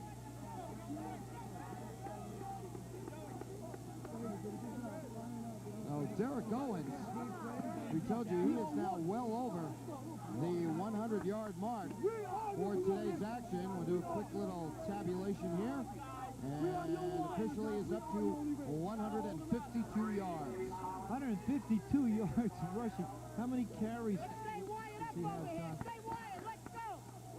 Only 12. 12 carries. And I'm sure you're going to want to know how many yards per carry that is. And I have the answer. 12.7 yards a carry. That's speed. Speed and good blocking by the lineman. Collins again, a little trouble with the handle. Finally gets it at his 15. And he finds an opening up the middle of the field and will go down at the 25-yard line. So Scarsdale will have their first possession of the ball game in their own territory, as it will be officially marked at the 24-yard line. Let's take a look at the Raiders' offensive set once again for you. Chris Cochran is the quarterback, FJP the fullback, though we've seen a lot of John DiRienzo in the ball game. The tailback is Larry Holloway, the slot back is John Guerin, and the split end is Matt Plickett. On the offensive line, Dave Mosian is the center, Roscoe Bianco, Malcolm Falls, the guards, John Elliott, Andrew Forbes Watkins, the tackles, and Brian Garf is the tight end. First and 10 from the 25. There's FJP. And the fullback across the 25 up to the 27. And Fee will get credit for 2 yards on the carry. And that gives us a chance to show you the defensive set for the Raiders, who also use the 5-man front. Joe Dewar, Gerard Benderoff, James Rodinez, Scott Mabry, and Mike Guido. The 2 linebackers are John Keogh and Jeff Gotti. The quarterbacks Ernie Zarro, Brian Potts, Billy Wagenstein, and John Colasar, the safety. Second down and 8 now for the Raiders of Scarsdale, trailing 19-12. Larry Holloway. He'll take it to the outside, slips away from a tackle, 2 tackles, and is down at the 42-yard line. There's 2 prolific runners in this game. Holloway for Scarsdale, Owens for North Rockland. And you can see the road runner take off. Right here, there's the tailback. It's a blast play. He's right through the line of scrimmage. Now he puts a little juke move on, and he's tackled from behind. A diving tackle. First down, number 6 for the Raiders. 2 great runners. From their own 42-yard line. Cochran right up the middle of the field, but going nowhere. FJP close to the 45-yard line. That'll be a gain of 2. See, Scarsdale wants established that fullback. If they can get him going up the middle for maybe 6-7 yards, then North Rockland's going to have to concentrate on stopping him, which will give Holloway an option or a pitch to go to the outside perimeter. But they have to establish the fullback first. North Rockland knows that, and their game plan was to stop the fullback. John Guerin comes in motion to the near side. Cochran still has it, throws it outside of Holloway. Penalty marker goes down. Holloway able to turn the corner, and finally out of bounds at the North Rockland 40-yard line. But I believe we may have an illegal block coming up against Scarsdale. Gain of about 20 yards, but it's going to be for naught. There's a man in motion. He'll be used as a blocker. There's the fake to Fee. There's the option to pitch to Holloway's going to the outside. You see him put those moves on? He runs like Kurt Warner did when he was at Penn State before he had the knee operation with Seattle. He's just a tremendous runner for a junior. And then you have Owens from Northern Rockland, a junior. Just 2 great prolific runners. And it's a shame that you have to have a penalty on that play, because that was the first down for Scarsdale. They would have been in good field position, and they were on a drive. You know, big games, championship games, you just can't make mistakes. You have to execute perfectly well. You have to be consistent, and that's why you have the 80-yard drives. It's because of the perfect execution. 10-yard penalty makes it second down and 18 as Guerin goes in motion to the top side. Another marker is down. Cochran looking for Collins, incomplete. And Collins hollering for a pass interference call Scarsdale. He's not going to get it. But remember, there is another marker down, way back at the line of scrimmage. And this one also is going to go against Scarsdale. Okay, Cochran has a strong arm here. He's proving that he's a college quarterback. There's a beautiful pass. Now, the defender for North Rockland was playing the ball. That's legal. You can't play the ball. There's no interference. Once he goes to play the ball, everything's free. That ball, when it's thrown in the air, it's like a fumble. It's a free ball. Anyone can get it. You play the ball, there's no interference. But if he would have touched the receiver, bumped him or pushed him before the ball was near the receiver, then they would have had the flag for pass interference. That was Ernie Zarrow, the senior cornerback, on the coverage. Penalty was illegal procedure against Scarsdale. North Rockland declined it, so that brings up a 3rd and 18.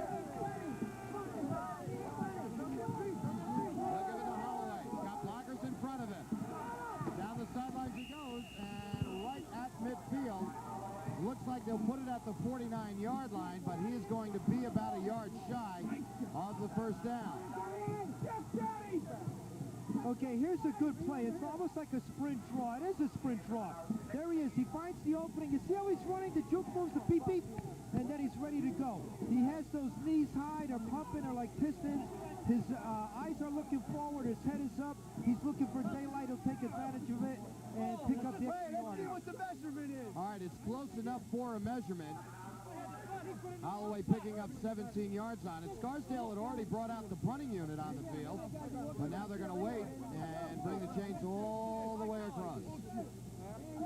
You have two good backs here. You have North Rockland is giving Scarsdale Owens, and then Scarsdale is giving North Rockland Holloway.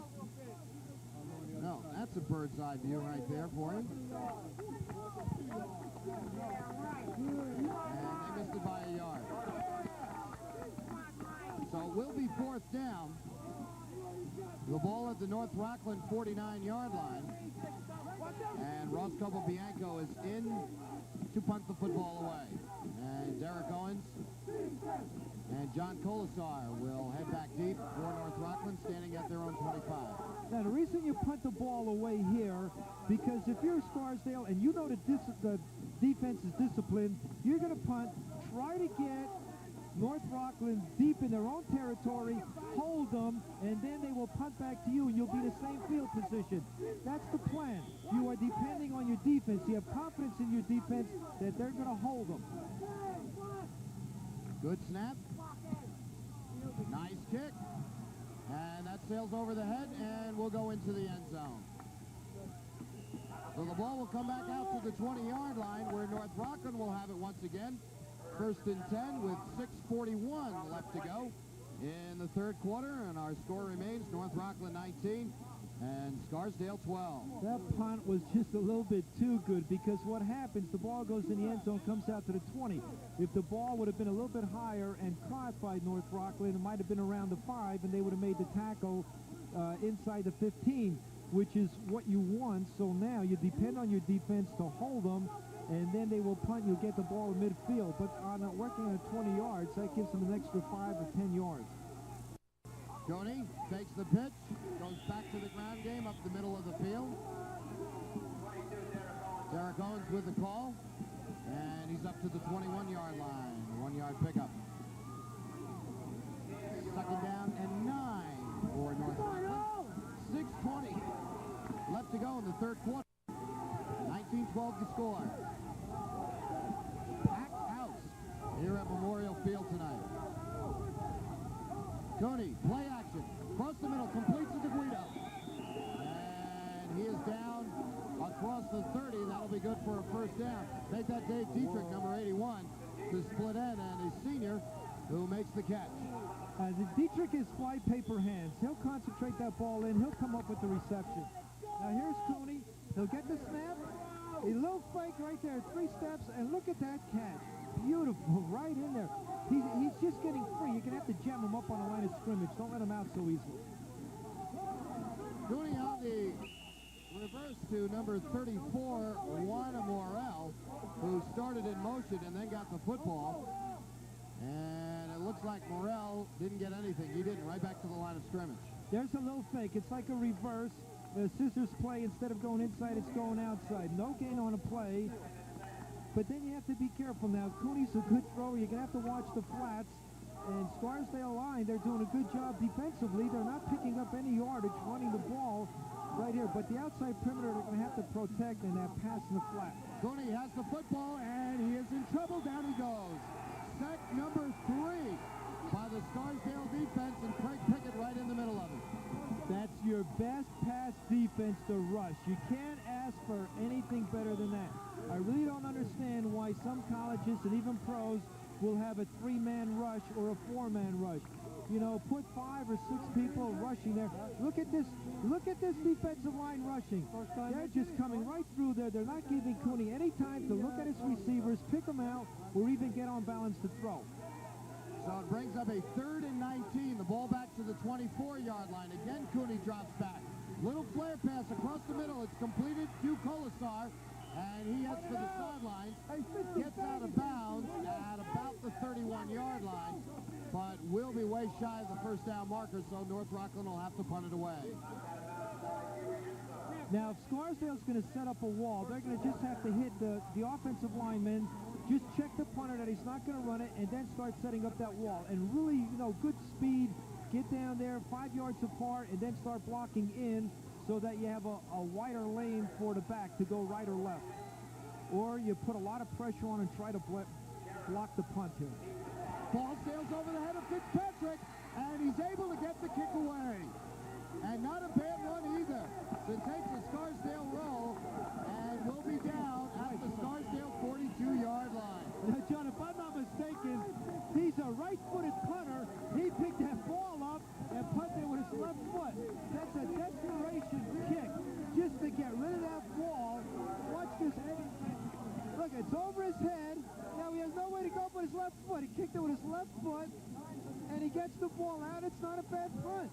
I mean, you know, the guy must be ambidextrous. He can punt right, left, and especially under pressure. Tremendous play. That's not ambidextrous? Ambidextrous. You can go right or left. I thought that was just with hands, though. 3:55 left. Cochran to Holloway. And he's up to the 45-yard line.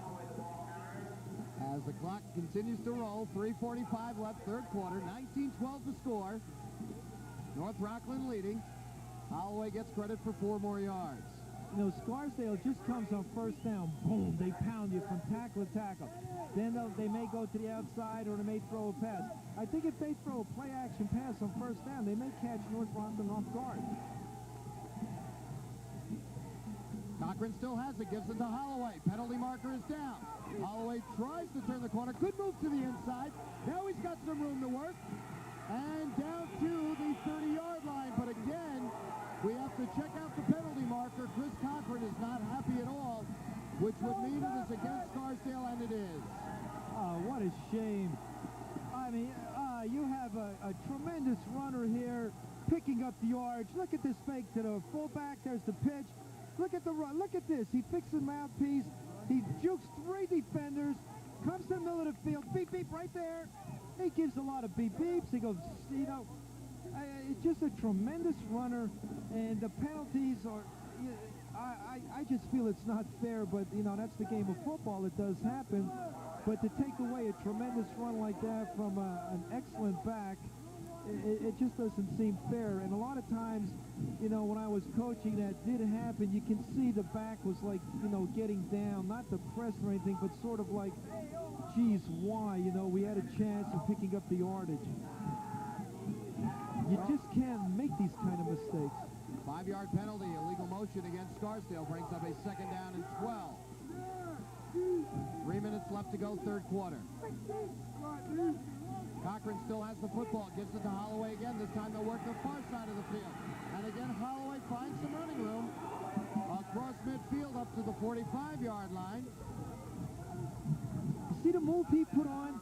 He goes to the outside. Watch the move he puts on. Here's Cochran right here. Fake to the fullback.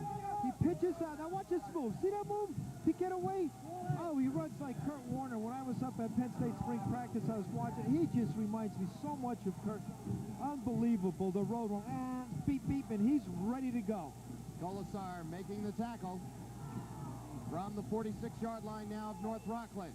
And another penalty marker is down. And I think what they're looking at is John DiRienzo, who's at the fullback spot.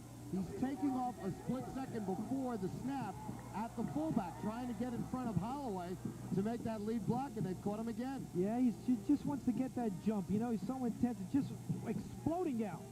You know, even the backs are going in to block on an isolation play or kick out, and then they have to explode out, and just before they get to the man, they have to thrust out and just knock him down on his back, and just that one split second. And these little minor penalties, it's just killing Scarsdale now. Well, they'll wind the clock up again. 2:40 left to go, third quarter. 19-12. North Rockland leading Scarsdale. Plitnick split to the near side. Cochran, play action. Gets good protection now. Breaks down. He's in a lot of trouble. Gets away. Good block there. He lets it fly, and it is incomplete. Almost intercepted by Brian Fox, number 32, the cornerback. I'll tell you, our cameraman down there, Mike Moore, had a good shot at it also. You're going to see Cochran right here. There's a beautiful fake. It just freezes the defense. Now he can't find the receiver. Now watch him scramble. He's like Tarkington. He's going to scramble. Now he's going to go. He's going to throw on a run. Oh, just missed it right there. Now, Moore was right there on the play. He could have made the catch. The only problem there, he's probably going to run for a touchdown after that. So it'll be second down and 15 now. Ball remains at the 49-yard line. Garrett comes in motion. Here comes Larry Holloway. Blockers in front of him. Gets to the outside. Boom! Right at the 40-yard line. There was a solid hit right there. These guys are really smacking helmets. See, right here, there's Holloway just running. See, watch his feet. See how he changes directions, stutter steps. He takes small steps, but he's maintaining his speed, but he's taking smaller steps, which makes the defender think that he's slowing up, but then all of a sudden he opens up, he's at full speed. His first step, he's at full speed again. Smart runner. Holloway gets 11. It is third down and 4. Cochran still has the football. Will take it himself. Picks up the first down at the 35-yard line. Goes out of bounds to stop the clock with 2:06 left to go. And even with all the penalties, Scarsdale continues to move the football. And they're the linemen firing out. Now watch Cochran. He's going to come around the end, take it himself. Always keep that football close to the sideline. You don't want to keep that football inside, away from the sideline, like in your left hand when you're running right, because if you get a fumble or a fumble's created, it's going to be fair. If you get popped hard, the ball will go out of bounds. First and 10 from the 33-yard line of North Rockland. Cochran to Holloway. Good move to the inside, but he may have lost his footing as he made that cut. Did get it down to the 30-yard line. So we'll give Holloway 3 more yards. It'll bring up second and 7. Holloway saw daylight. Now he's running to the right, then he sees the daylight to the left, and he tries to get it, and then he just lost his footing. It's a little bit muddy out there, and if he had the footing, he would have shot right through there. Just like... And for the first time this season here on Cable 3, we've got 2 runners over 100 yards. Holloway now at 108. And Derek Owens for North Rockland at 153. FJP. And the fullback comes to life, bringing the ball down to the 21-yard line. Another first down. Okay, that's exactly what Scarsdale wants to do. They want to establish Fee. Now watch this play. There's Fee coming right off the left tackle. He's going. He's picking up the yardage. Now, you did not notice, though, but on that play, you had Holloway going to his left. So if Fee can pick up the yardage, they're going to have to concentrate on that, North Rockland is. And then Cochran's going to fake the Fee, pitch to Holloway, then he has the outside, and then there goes the Roadrunner. First and 10 from the 22-yard line. And Holloway again with the call. Across the 20. And they'll spot it at the 19. We'll give Holloway 2 more. This is hard, basic football. It's just straight ahead. The linemen are firing out. There may be a trap play in there once in a while, but they are just going. They're running from tackle to tackle. It's hard football. Now, you can't make a mistake here. You can't have a fumble. You can't do... Everything has to be executed perfectly well. You have to be consistent here going all the way into the goal line. Cochran fakes the pitch. Looking in the end zone. Throws. Intercepted. In the end zone. A touchback. North Rockland's going to get it at the 20-yard line. Brian Fox made the catch in the end zone. And the drive for Scarsdale is finished for now. See, that again is right here. Look at the quarterback throws right down. No, he was hit right there. Was just a little high, intercepted.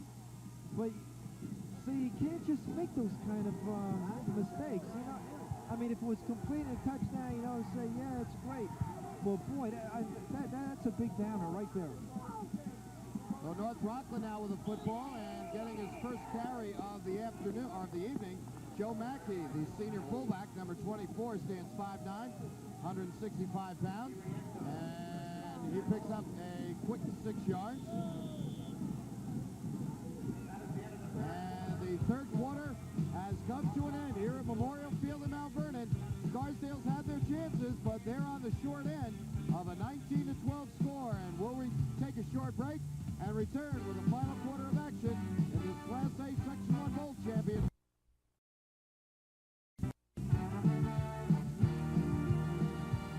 If your tires look like this, you better see Mavis. No matter what make or model you drive, Mavis will service your car's brakes, shocks, mufflers, and front end, all with the latest equipment. At Mavis Tire and Auto Service, we'll sell you tires cheaper than anyone. We'll sell you Michelin tires cheaper than Michelin. Firestone, Dunlop, and Goodyear tires cheaper than anywhere. There's no reason to buy tires anywhere else but Mavis. Visit any one of these Mavis Tire locations in Westchester, Putnam, Orange, Rockland, and the Bronx. Everyone likes the Gannett Westchester Rockland newspaper for different reasons. Junior likes the sports section. Sis and her friends like the TV listings. And Mom and Dad like the classified ads best because they're looking for a new home.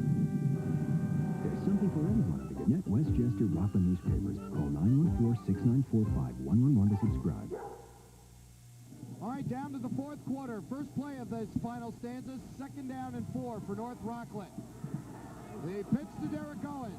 Looks to turn the corner, does so, up to the 30-yard line. And if they give him a forward progress across the 30, he'll have a first down. He does.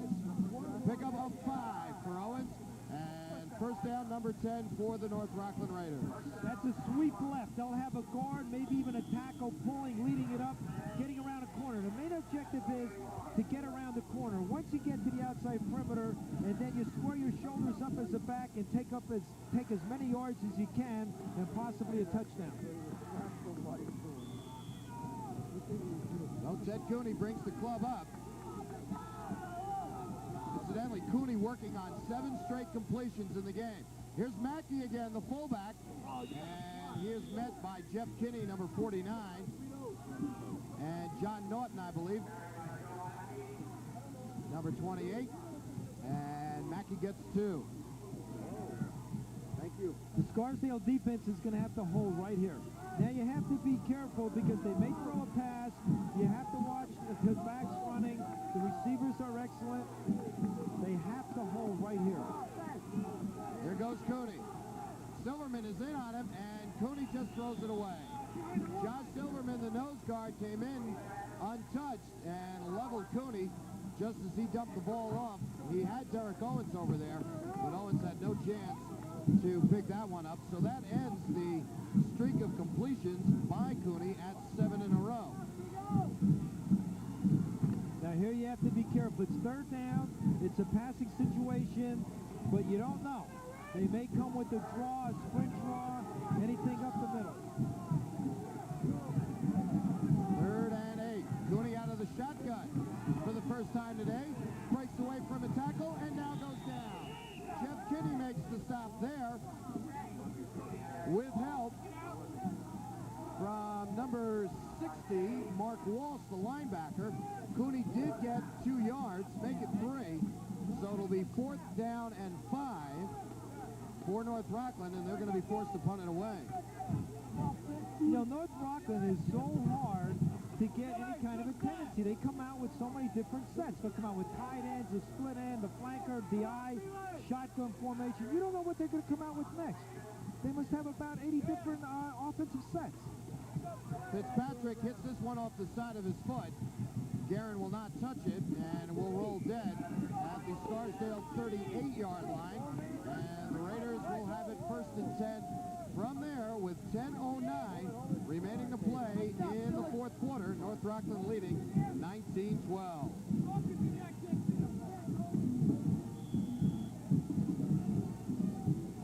Now, for those of you who may be tempted to turn your sets off, let me just tell you that Scarsdale has had 2 come-from-behind victories this season. 22-21 the score in both of them. One against Mahopac and one against Lakeland. And those scores came in the final minute of the ball game. So they're not out of anything yet.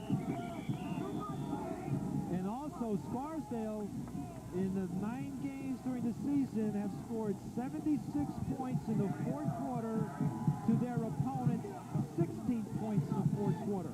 So the 4th quarter is theirs. They know it, and they want to go in there and score. They trail by 7. 9.5 minutes left to go.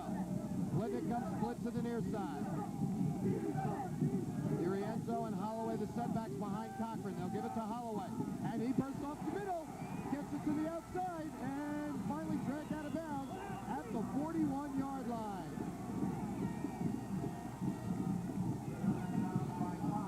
Boy, he just runs so smoothly. He's got the moves. There's Holloway, tailback. He's got the ball. Look at the moves. He goes right behind the blocker, picking up that yard. Boy, if he has any kind of a space or a little gap, he'll find it. He'll pick up the yardage.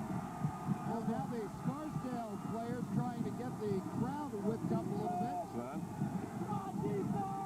With 9:16 left to play in the game. 1st and 10. Holloway again with the pitch. And this time he slides himself across the 40-yard line. Gets 3. He's 2nd down and 7. Hold this. Holloway's going to run right off left tackle. You'll see him right here. Now let's watch the fullback right here. Look at Lorenzo. See? He's trying to pick up a blocker right there. That's an isolation. And then What's that? hoping that Holloway can find the opening and go right through it. And then he'll put a beep on to get rid of the defender. All right, now we've got 2nd and 7. Cochran still has the football. Throws it to Holloway. He's got blockers in front of him and goes down to the 20-yard line. 18-yard pickup. Boy, Cochran can handle that option play excellent. He does it very well. He reads that defensive end at the last minute. He has a perfect pitch to Holloway, and what a better man to pitch it to with Holloway's speed, taking it down, picking up a 1st down. Cochran runs the option well mechanically. He's a good quarterback. He's got a strong arm, but he better not throw down the middle right here. Holloway again. And he fights his way forward for another 5 yards as he's up to the 15-yard line. And that gives Holloway 152 yards rushing. Remember, Derek Owens with 157 yards rushing. The bread and butter backs. The line is blocking, so, you know, just keep it up. Maybe give it to the fullback a little bit to mix it up, but the bread and butter, you got to go with them. He's taking you all the way down here. From the 15-yard line, 2nd and 5. Here's Holloway again, and he's going to come up a yard short of the 1st down as he's at the 11. 4 more yards. This is where the offensive linemen have to really help out their backs. They have to explode off that. They have to beat the defense off the line. They know the count.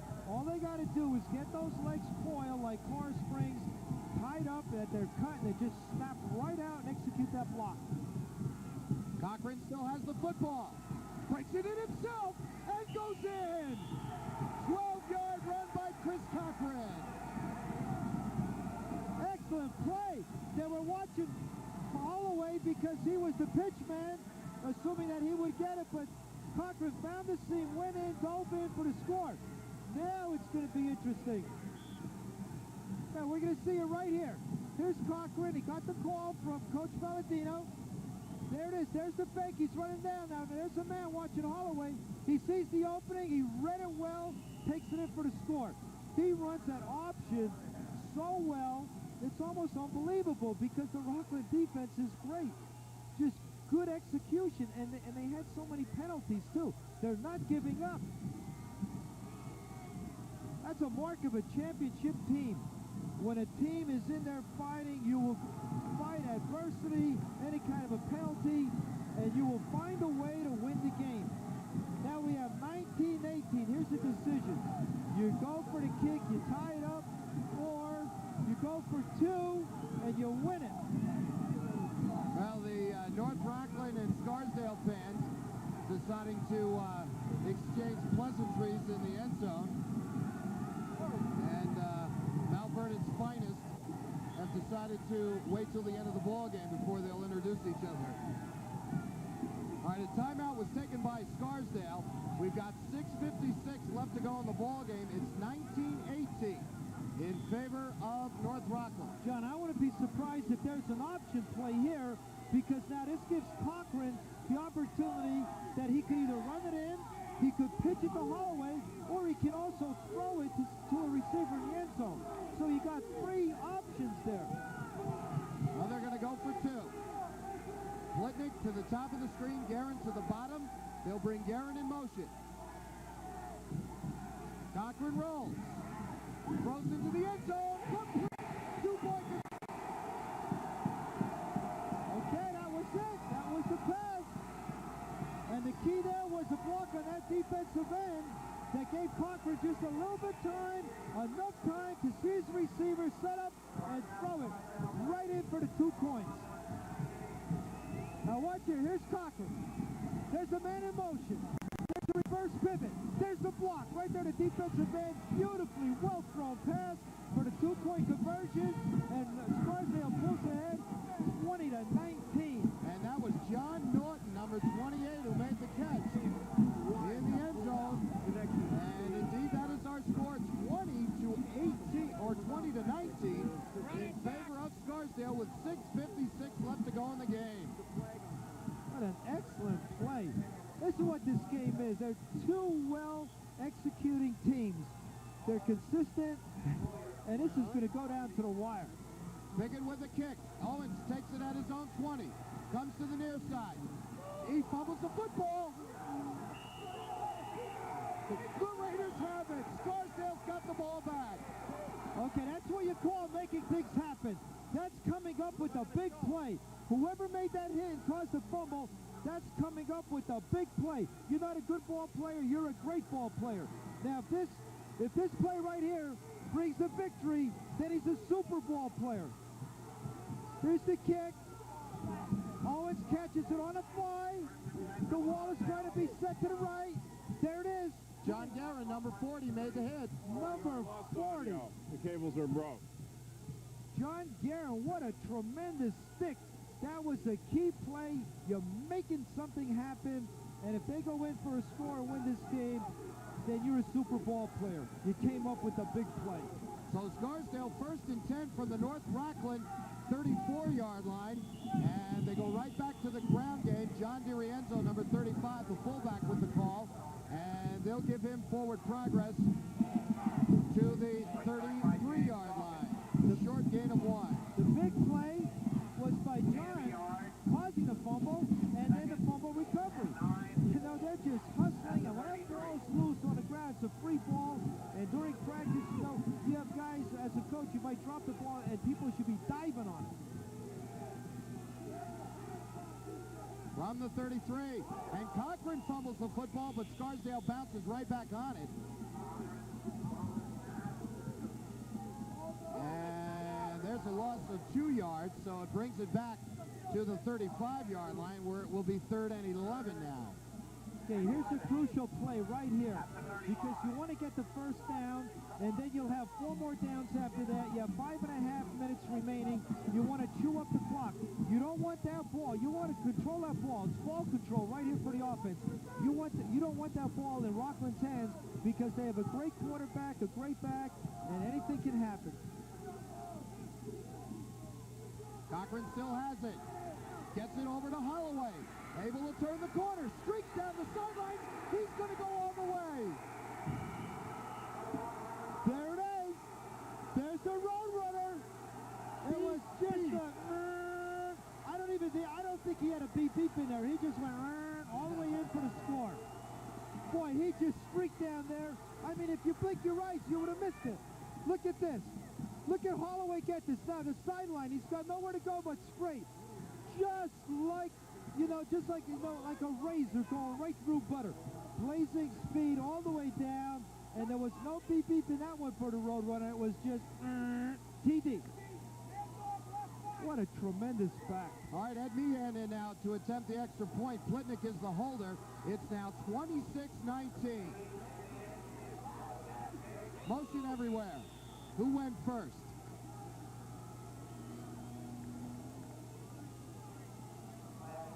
And they will say that the offense jumped. So that'll move it 5 yards, and this will not be a chip shot now for Ed Meehan. As looks like they're going to spot the ball at the 14, so this extra point's going to be 24 yards worth.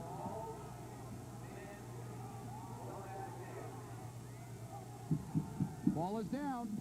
Kick is away, and it is just good. And that's a big one. It gives Scarsdale an 8-point lead, and North Rockland can only tie it with a touchdown. 5:04 left to play in the game, and the Raiders of Scarsdale have come roaring back. Here in this 4th quarter, 2 straight touchdowns. The fumble kickoff by Owens, a big one at this point, leading to Larry Holloway's 35-yard run, and it is 27-19. Yeah, 2 great quarterbacks in this game. Cooney for Rockland, Cochran, Scarsdale. 2 great backs, Holloway, Owens, and these 2 teams are championship caliber. They're both league champions in their respective leagues. They're not going to give up. You're going to see a lot of Owens right here in the last 5 minutes. 191 yards rushing for Larry Holloway in the ballgame. And Craig Pickett with the kick. Again, Owens will take it. This time at his 18. Goes to the top side of the field and almost able to slip through the coverage, but finally forced out of bounds at the 37-yard line, where the Raiders will set it up 1st and 10 with 4:58 left.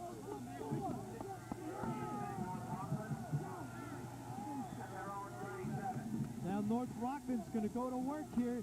You have to be careful. They can run and they can throw. It's going to be a tremendous last 5 minutes of this game. Cooney goes right to work. Pumps Hudson down. He goes. Ball is loose. Incomplete pass they call. Cooney, they say, was in the act of throwing. And just as he was leveled by Jeff Kinney, the ball came out. So they'll bring it back to the line of scrimmage where it'll be 2nd and 10. Now this is what Scarsdale wants to do. They want to apply pressure. By applying pressure, they're not going to give the quarterback enough time to really look downfield, see a receiver, get on balance, and throw. Cooney. A little screen pass. Owens has it. Got 2 blockers in front of him. And finally, out of bounds at midfield. Big 13-yard completion. 1st down, number 11 for North Rockland. Boy, those are the 2 things you got to watch for. They're drawing a screen. This is a screen right. You see him dropping back? He's back deep. There's Owens on the screen right. He's going. right up the sideline. Boom, he's hit right there, and there was good contact on that one. You can hear the leather popping, the helmets crashing. I'm surprised there's not a split helmet in this game the way these guys are hitting out there tonight. Cooney will work out of the shotgun. There's this one out, and it is incomplete. Knocked away by Doug Barshop. Cooney looking for Dave Dietrich. That's it, man. We just keep pecking away. Just got to keep pecking away. Cooney's in a shotgun. He's got good protection.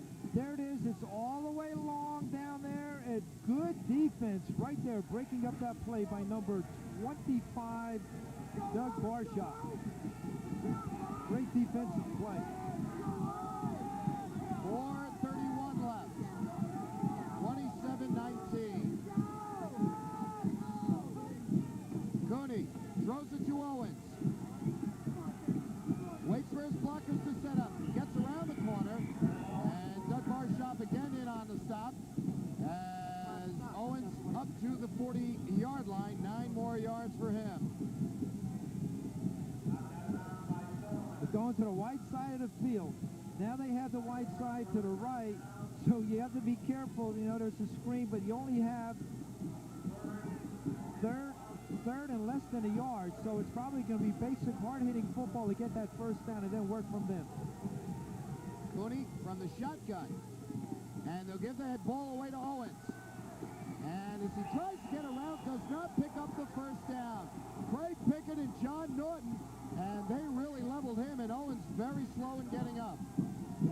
He just might be a little tired more than anything. Well, look at this pop. Look at this, going to the outside. Now he's lowering that shoulder. Boy, look at Pickett, number 70 right there in 28. Now Pickett's only a junior also, and junior on junior for Owens, and tremendous hitter. Good pursuit. Loss of 2. It is now 4th and 3. North Rockland's going to go for it. Cooney still has the football, takes it himself and gets the first down. Cooney across the 40-yard line to the 39. Pick up a 4 for Cooney, and we've got an injured player down on the field. There's a lot of time remaining. There's 3.5 minutes. You have a great quarterback in Cooney. You have Owens. They're going to be working on first down. I wouldn't be surprised if you have a little screen to the left or a pass, because Scarsdale might be thinking it's going to be a run that they can pick some yardage up, but North Rockland's going to have to work their way down. Even if they get a first down, another first down, they still have enough time. That's Felix Enriquez, number 60, the center, down on the ground. See, John, you know, as a coach, in the last few minutes of the game, when you're ahead, you would like to have the ball in your hands. That's the way I felt when we played Nanuet in the bowl game. Nanuet had the ball. There was 1 second on the clock, and they came up with a touchdown in the end zone. Now, this is a very interesting injury, and I don't mean to make light of it at all. The reason I bring it up is that Enriquez is the center. Now, he's got to come out of the ball game, even if he's all right, after they'll get him up, at least for one play. That means the center, a brand-new center's got to come into the game. Maybe somebody Ted Cooney hasn't worked with all that much, at least the last week of practice. It's going to make that snap very interesting. Well, you look at the other side, you have Silverman playing the Mike man. He's over the center. I call him the Mike man. Other coaches call him the nose guard, but Mike is middle, so he's over. He's the middleman in the defense. Now, he knows there's a new center coming in, so what he's going to do, he's going to probably explode out on him with all his power and strength, so that he will let the center know that here I am, you're going to be in for a tough time, and he may even cause a bad snap. Well, the snap worked all right as Cooney goes out of the shotgun. As he gets it away, whoa, what a pound as the ball comes loose, and I believe they're going to say incomplete pass. They are.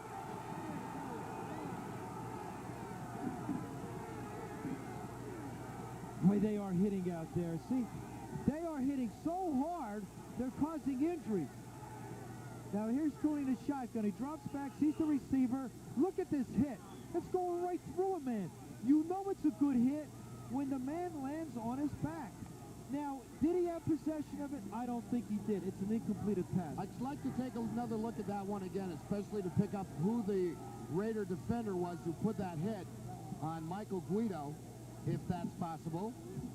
Thank you. I do appreciate it. And we're going to show you, take another look as Cooney goes out of the shotgun.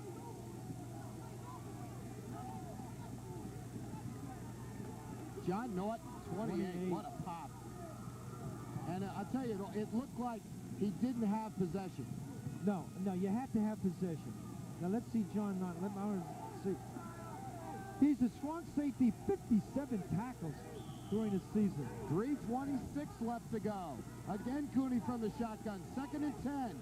Looking for Owens, and he makes the catch, stays on his feet, and may have been able to fight ahead for the first down.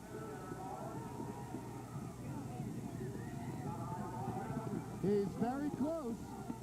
It is a first down. 11-yard pass completion. Here's Cooney right there. There's Owens. Good hands. Good concentration. Look at the balance. He's keeping his balance. He picks up an extra 5 yards.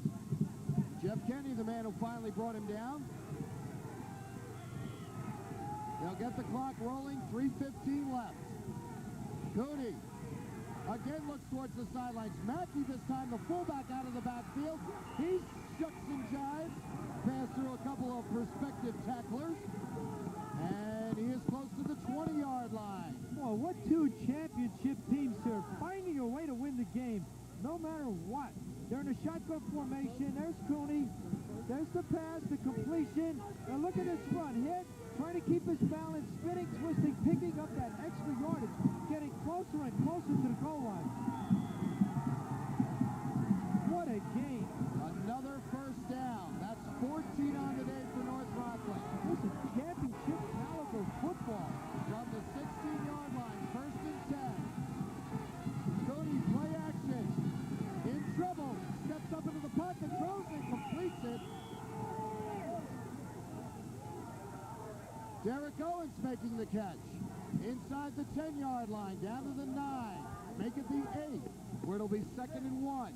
They still have plenty of time. They can run the ball here, pick up a first down, chew up the clock, try to get in there for the score. Then they're going to have to go for 2 to tie it up. And then in these championship games, they have an overtime rule. 2nd and 2. Cooney in trouble. Again gets away.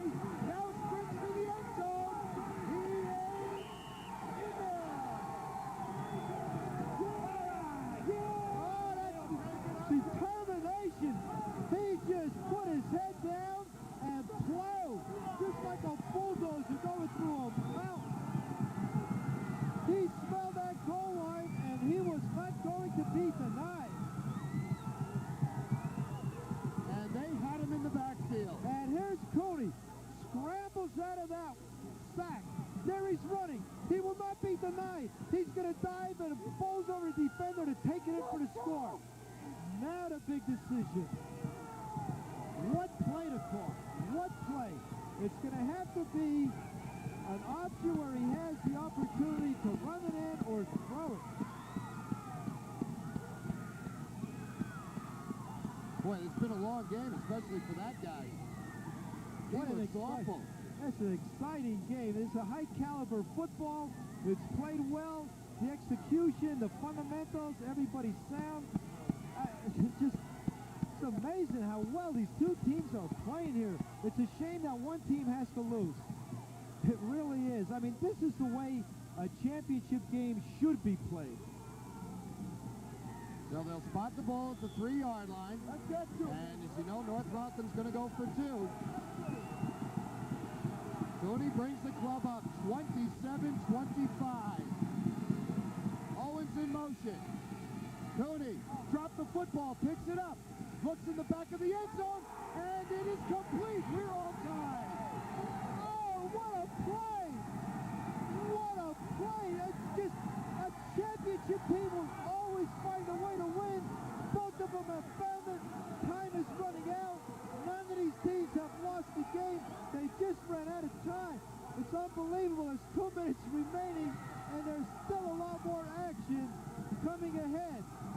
Watch this two-point conversion. He dropped the ball. He picked it up. There he sees the man. Right there, the reception. Tremendous play. Mike Guido made the catch. And with exactly 2 minutes left to go, we are all tied at 27. I mean, one of the greatest high school games ever played here.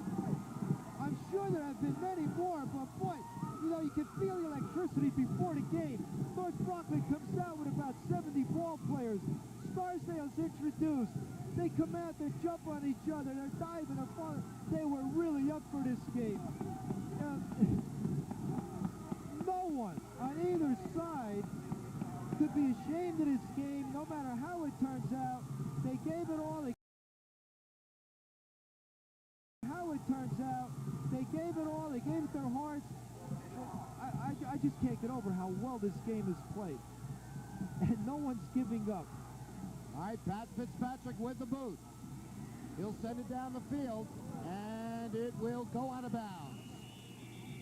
So, as you know, Scarsdale has the option of either taking the kick where it went out of bounds or the 5-yard penalty, and I'm sure Dick Palladino is going to make Fitzpatrick kick this one again. This time from the 35-yard line, and that's exactly what they'll do. 2 minutes left to go. Each team with 2 timeouts remaining.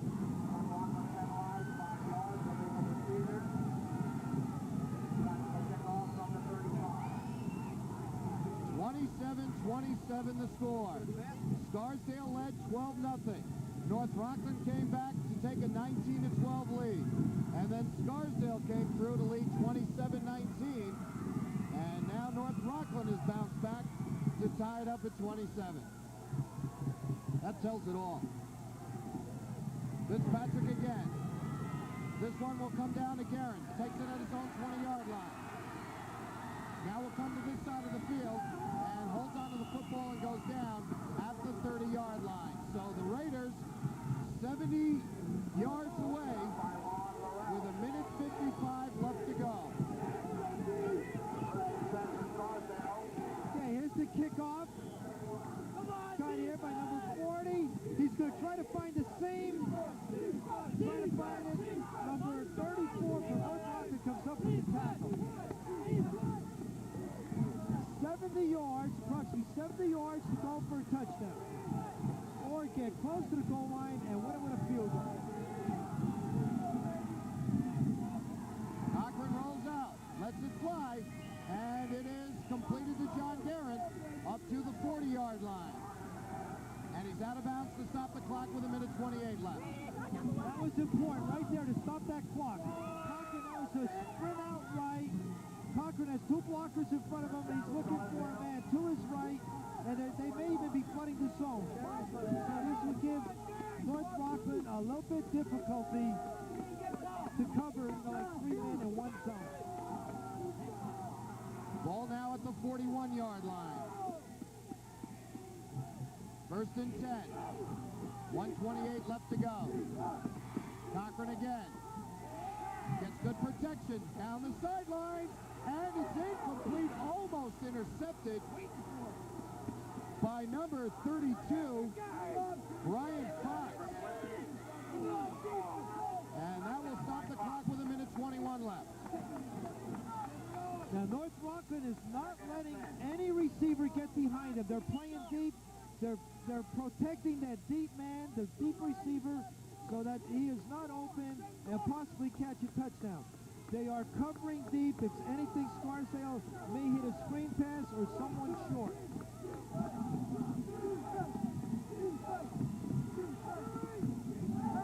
Cochran again to put it up. Steps up into the pocket, lets it fly, and completes it to Guerin, who very wisely steps out of bounds to stop the clock as he is up to the 45-yard line. We're going to hold things up right here and be back with a minute 15 left to go in the ball game. So stay right where you are.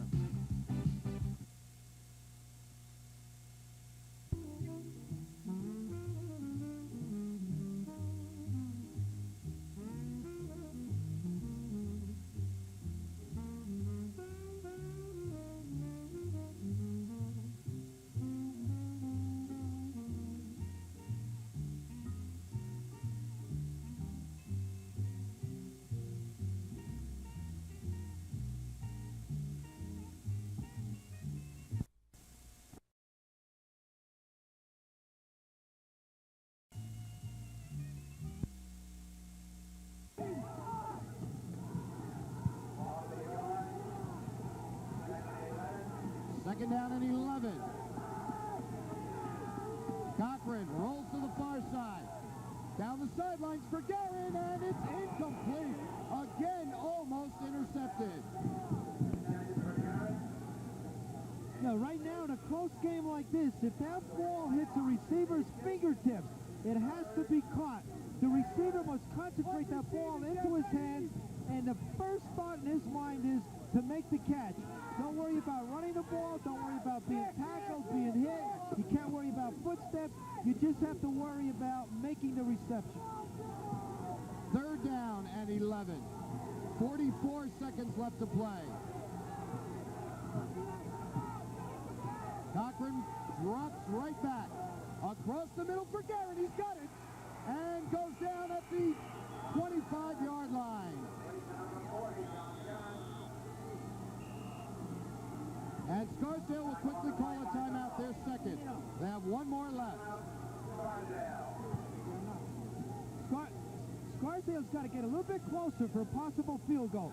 Now here's Cochran. It's a straight drop back, 7 yards. He steps up right into the pocket. Beautiful reception right there. Scarsdale's going to have to get a little bit closer to that goal line. They can send 3 men out, 2 deep, and then doing a diagonal across the middle, and then you hit them, and then when you tackle, you call timeout and set up for the field goal. Scarsdale has one more timeout left. Another thing they can do, John, is throw to the outside, like near the sideline, in the flat, because if it's completed, he can run out of bounds, or if he's covered, he can throw it out of bounds, which will stop the clock.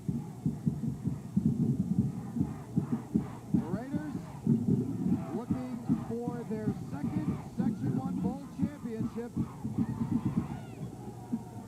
The only other one they have was back in 1972 when they defeated White Plains 39-0. They've lost their last 2 bowl appearances. In 76 to Horace Greeley, and last year to the same Raiders of North Rockland. Cochran again drops back. Rolls out, throws it up, and it's complete. And out of bounds to stop the clock is Matt Plitnick. That was the play I was talking about. You go down the sideline and you throw it to a receiver that's open, or if not, you throw it out of bounds. If he does catch it, then he can go out of bounds and stop the clock. That was the play right there. 14-yard pass completion. Now here it is. Cochran's going to go. See this? He sprints out to the right. He's got the sideline to work with. The receiver's open. He catches it, goes out of bounds. The clock is stopped. Excellent call by Coach Palladino. Using the clock. 34 seconds left. Cochran will try again, and he does keep his balance and throws, and it's knocked away. Keith Mackey, but there is a penalty marker on the play. I think pass interference is going to be called against North Rockland.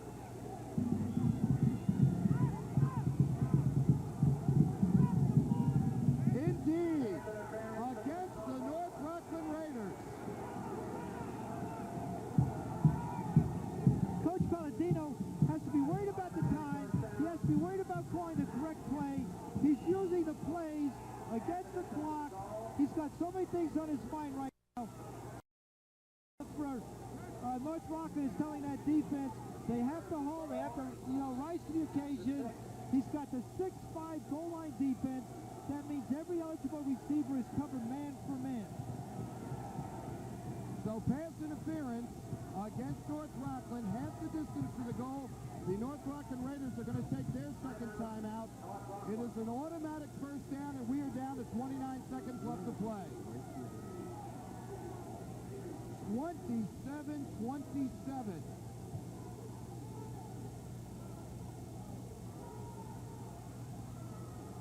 Almost all of a sudden it got very quiet around here, and I think everybody's just kind of catching their breath right now. I was just watching Joe Castrell out there. He was talking to the officials, and something must have happened on that play, and I'm just trying, by the movement of his hands, if it wasn't not intentional, but he's a little bit upset on the call, and rightfully so. Well, Joe continues his discussion with the officials. We all know how well that goes. because you have 29 seconds remaining. Look at Joe Castrella. We can get the camera on Joe. And Castrella is real hot out on the field. And now one of the assistant coaches is going to come out and try to calm him down a little bit. He is really upset.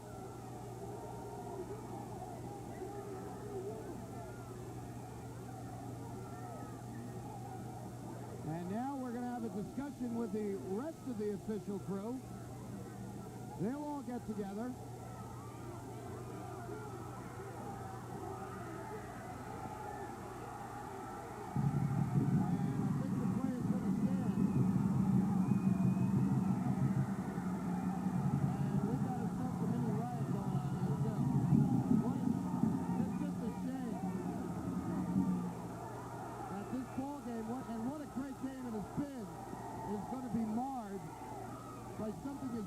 Is what we're watching here.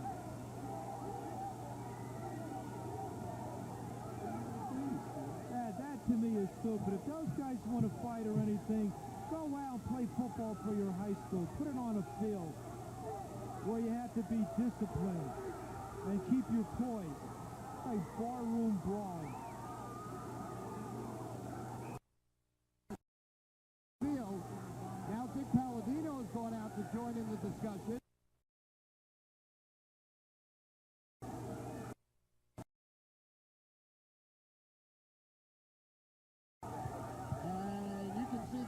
Really starting to get out of hand.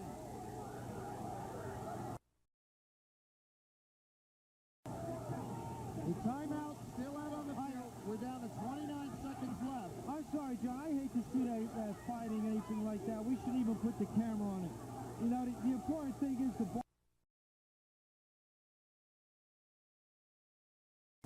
I'm sure they learn a lot from football, working together. They're disciplined. You know, win or lose, you still have a lot of pride, you know. They dedicate themselves, commit themselves to victory. There's nothing to be ashamed of in losing a game. All right, here we go. Cochran looking, throws, and it is incomplete. FJC had his hand on it, but just couldn't hold on.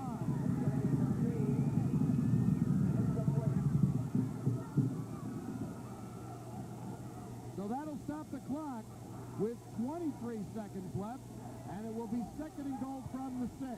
That's exactly what I was talking about. If you're going out there for that reception, you have to look at ball with your hands. Catch it first. Don't worry about going into an end zone. Important, make the reception. Because now, if you'd have made that reception right there, did in his hands and was bouncing up and down, he would have been on a 2-yard line. They're still in good position, though. They have time.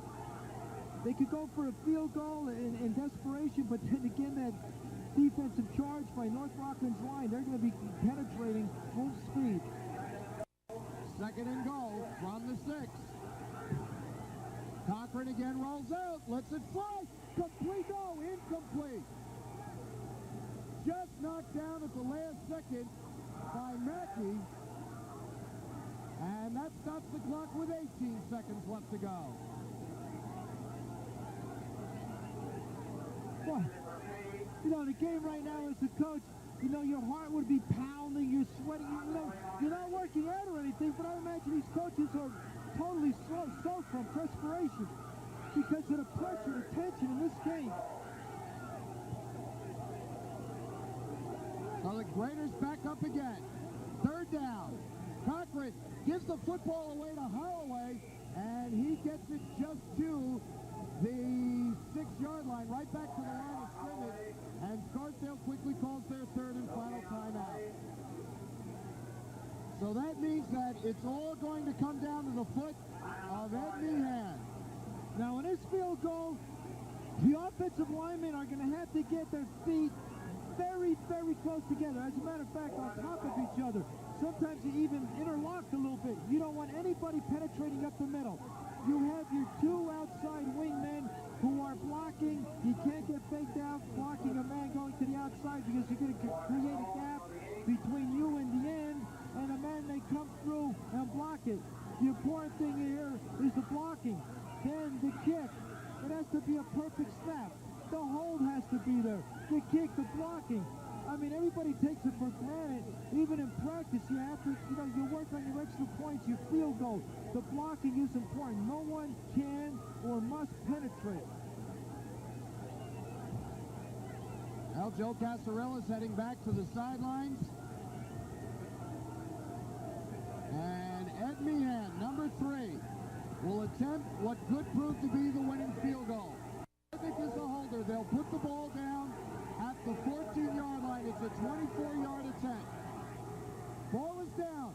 Kick is away, and it is no good. Just off to the left-hand side.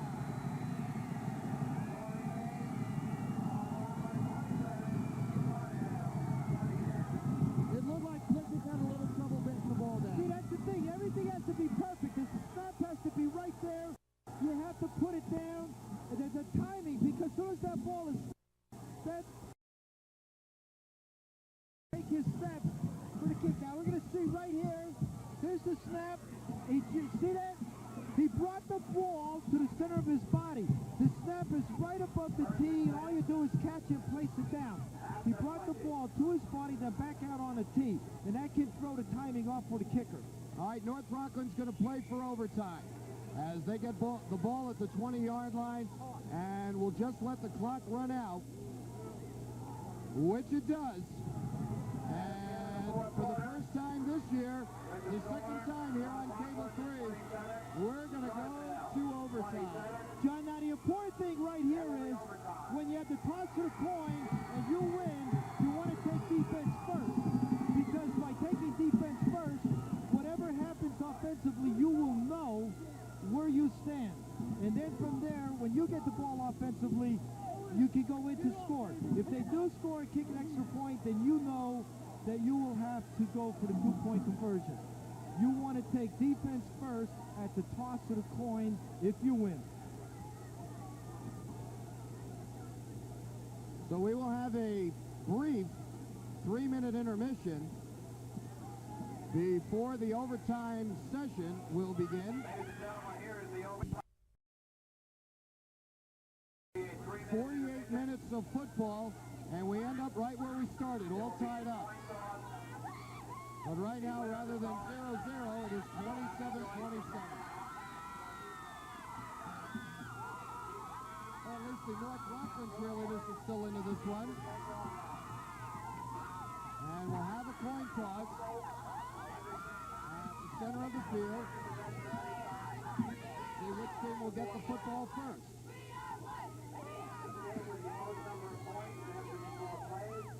The last overtime that we saw here on Cable 3 was back in 1984 when White Plains beat Kingston 14-13.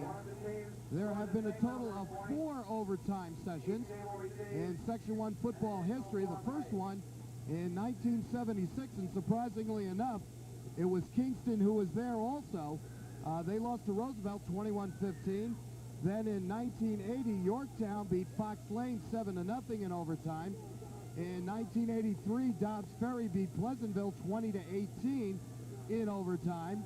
And then, as I mentioned, in 1984, a game that was seen here on Cable 3, White Plains beat Kingston 14-13 in overtime. So for the 5th time since 1971, a Section 1 bowl game is going to go into overtime. Now, we'll try to explain it as best we can.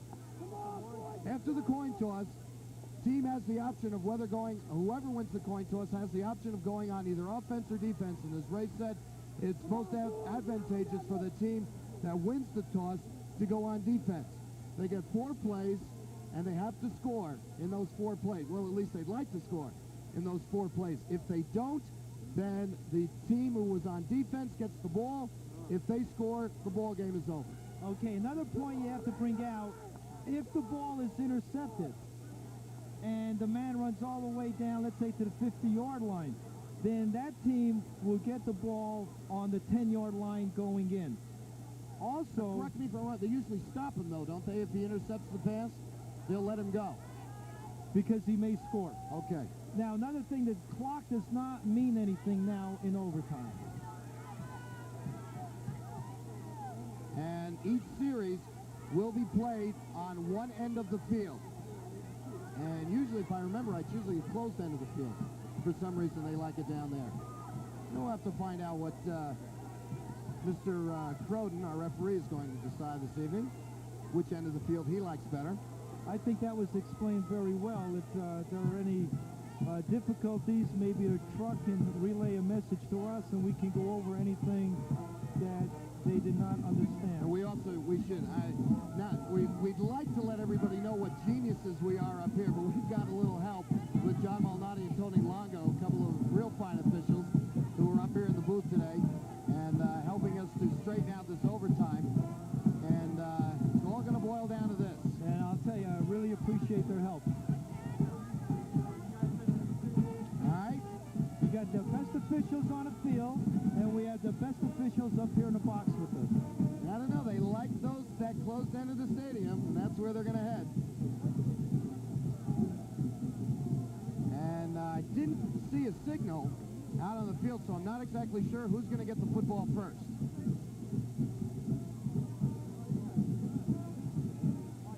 Larry Holloway, who finished up regulation with 191 yards rushing, and Derek Owens for North Rockland, who had 168 yards rushing. Two tremendous performances by two great backs and two great football teams. And they're both juniors. Oh, man. Oh. All right, North Rockland won the toss, so they will go on defense first.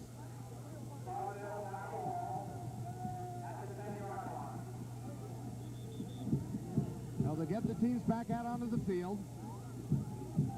Scarsdale will go on offense. And they will place the ball at the 10-yard line. And the Scarsdale Raiders will have 4 plays to try to get it in. See, if Scarsdale doesn't score here and North Rockland gets the ball, they have a good kicker in Fitzpatrick, and they can end up with a field goal. So there's a lot of options to take defense first. It's to your advantage. You know what the other team has done in 4 plays, and you're either going to have to match it one way or another. If they score and go for 2, then you're going to have to match it, and then we go in overtime again. The second round. All right, so Chris Cochran brings the club up. He's got John Guerin split to the near side, Plitnick to the top of the screen. Holloway is the tailback. Guerin in motion. And Cochran gives it off to Holloway. He lost the football, but bounces back on it. However, it is back to the 20-yard line. So it will be second down.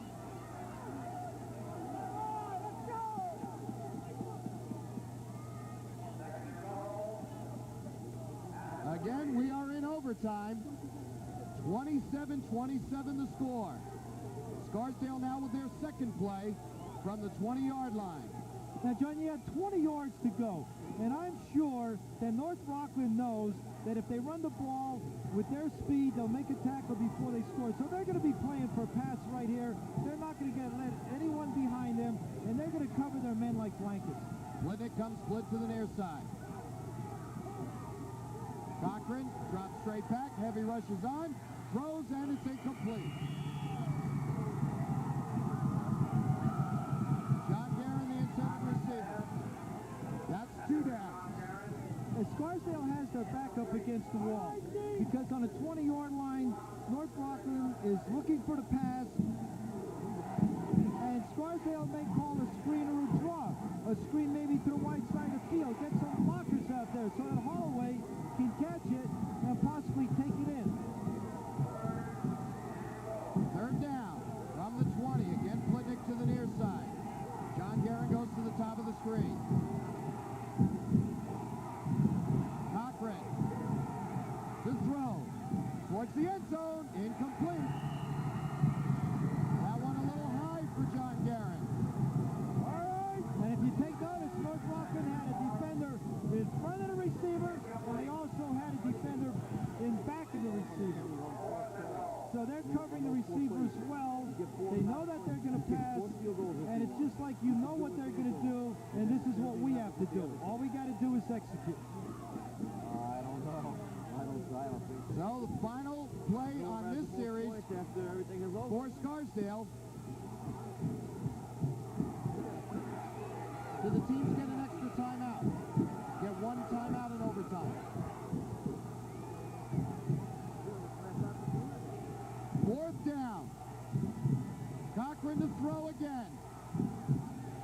Puts it up. And it is completed to Holloway, but he cannot get in. Got down to the 1-yard line. Stop short. So we'll come back to the 10-yard line, and North Rockland goes on offense. Here's Cochran right here. He's got good pass protection. Cochran sees Holloway. He throws it. Holloway goes up. He catches it. And right there, 40, 43 for North Rockland. Drags him back. That's Billy Wagenstein. Just taking Holloway away from that goal line. All right, so now North Rockland will get their 4 downs. And they will start from the 10-yard line.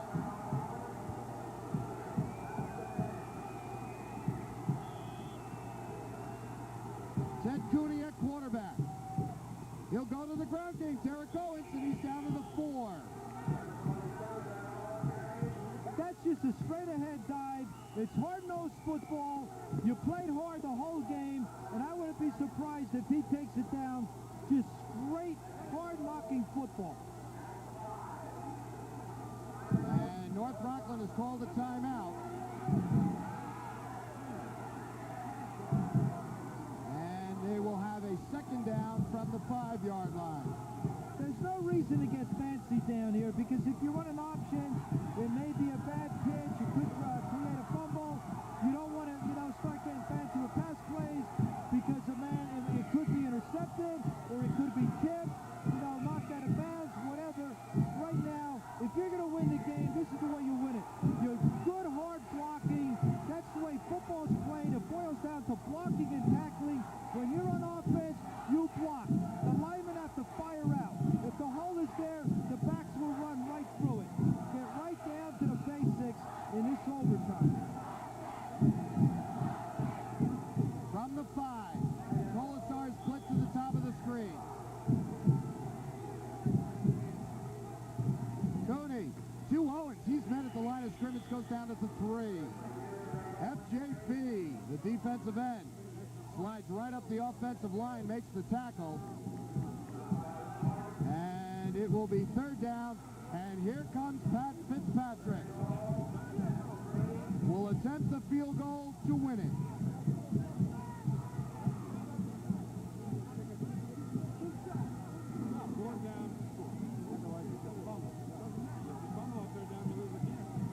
It'll be at the 3-yard line.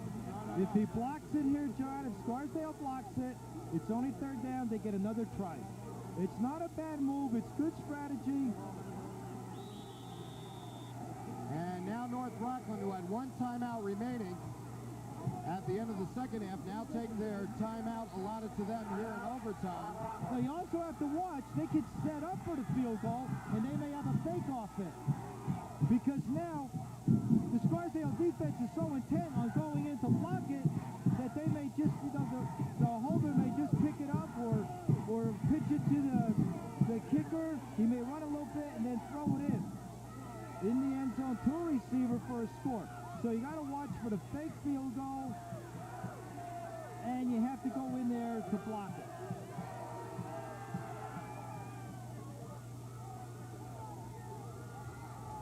Now Fitzpatrick will set up. They'll put the ball at the 10-yard line. So this will be a 20-yard attempt. I wouldn't be surprised for a fake field goal right here, because they are so intent on blocking this kick. Ernie Zarrow is the holder. Ball is down. Kick is away.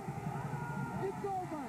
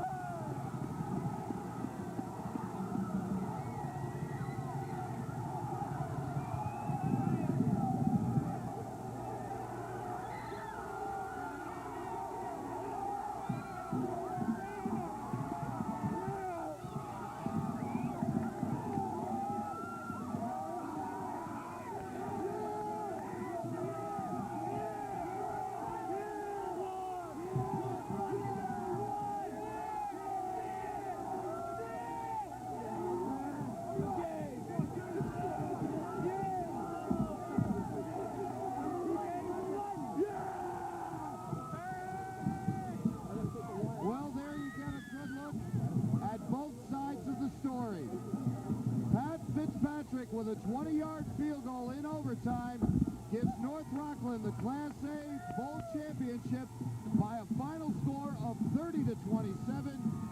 And no question about it, the Scarsdale Raiders have no reason to hang their heads. One of the greatest ball games we have ever seen here on Cable 3. And as Ray Karowski mentioned before the game was over, it's indeed a shame that somebody has to go home a loser.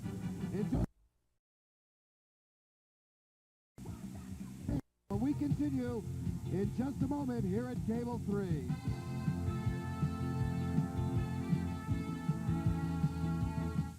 It truly has been an exciting and eventful year this season on the Cable 3 Sports High School Football Game of the Week. And every Tuesday night on Extra Points, we've had fun looking at the highlights, talking to the coaches and players, and keeping tabs with all of the teams around Section 1. Well, now it's time to wrap everything up. On Tuesday night, December 2nd, Ray Karowski will join me, John Caridio, for a 1-hour live Extra Points season finale. We'll announce the All-Cable 3 team and our Coach of the Year.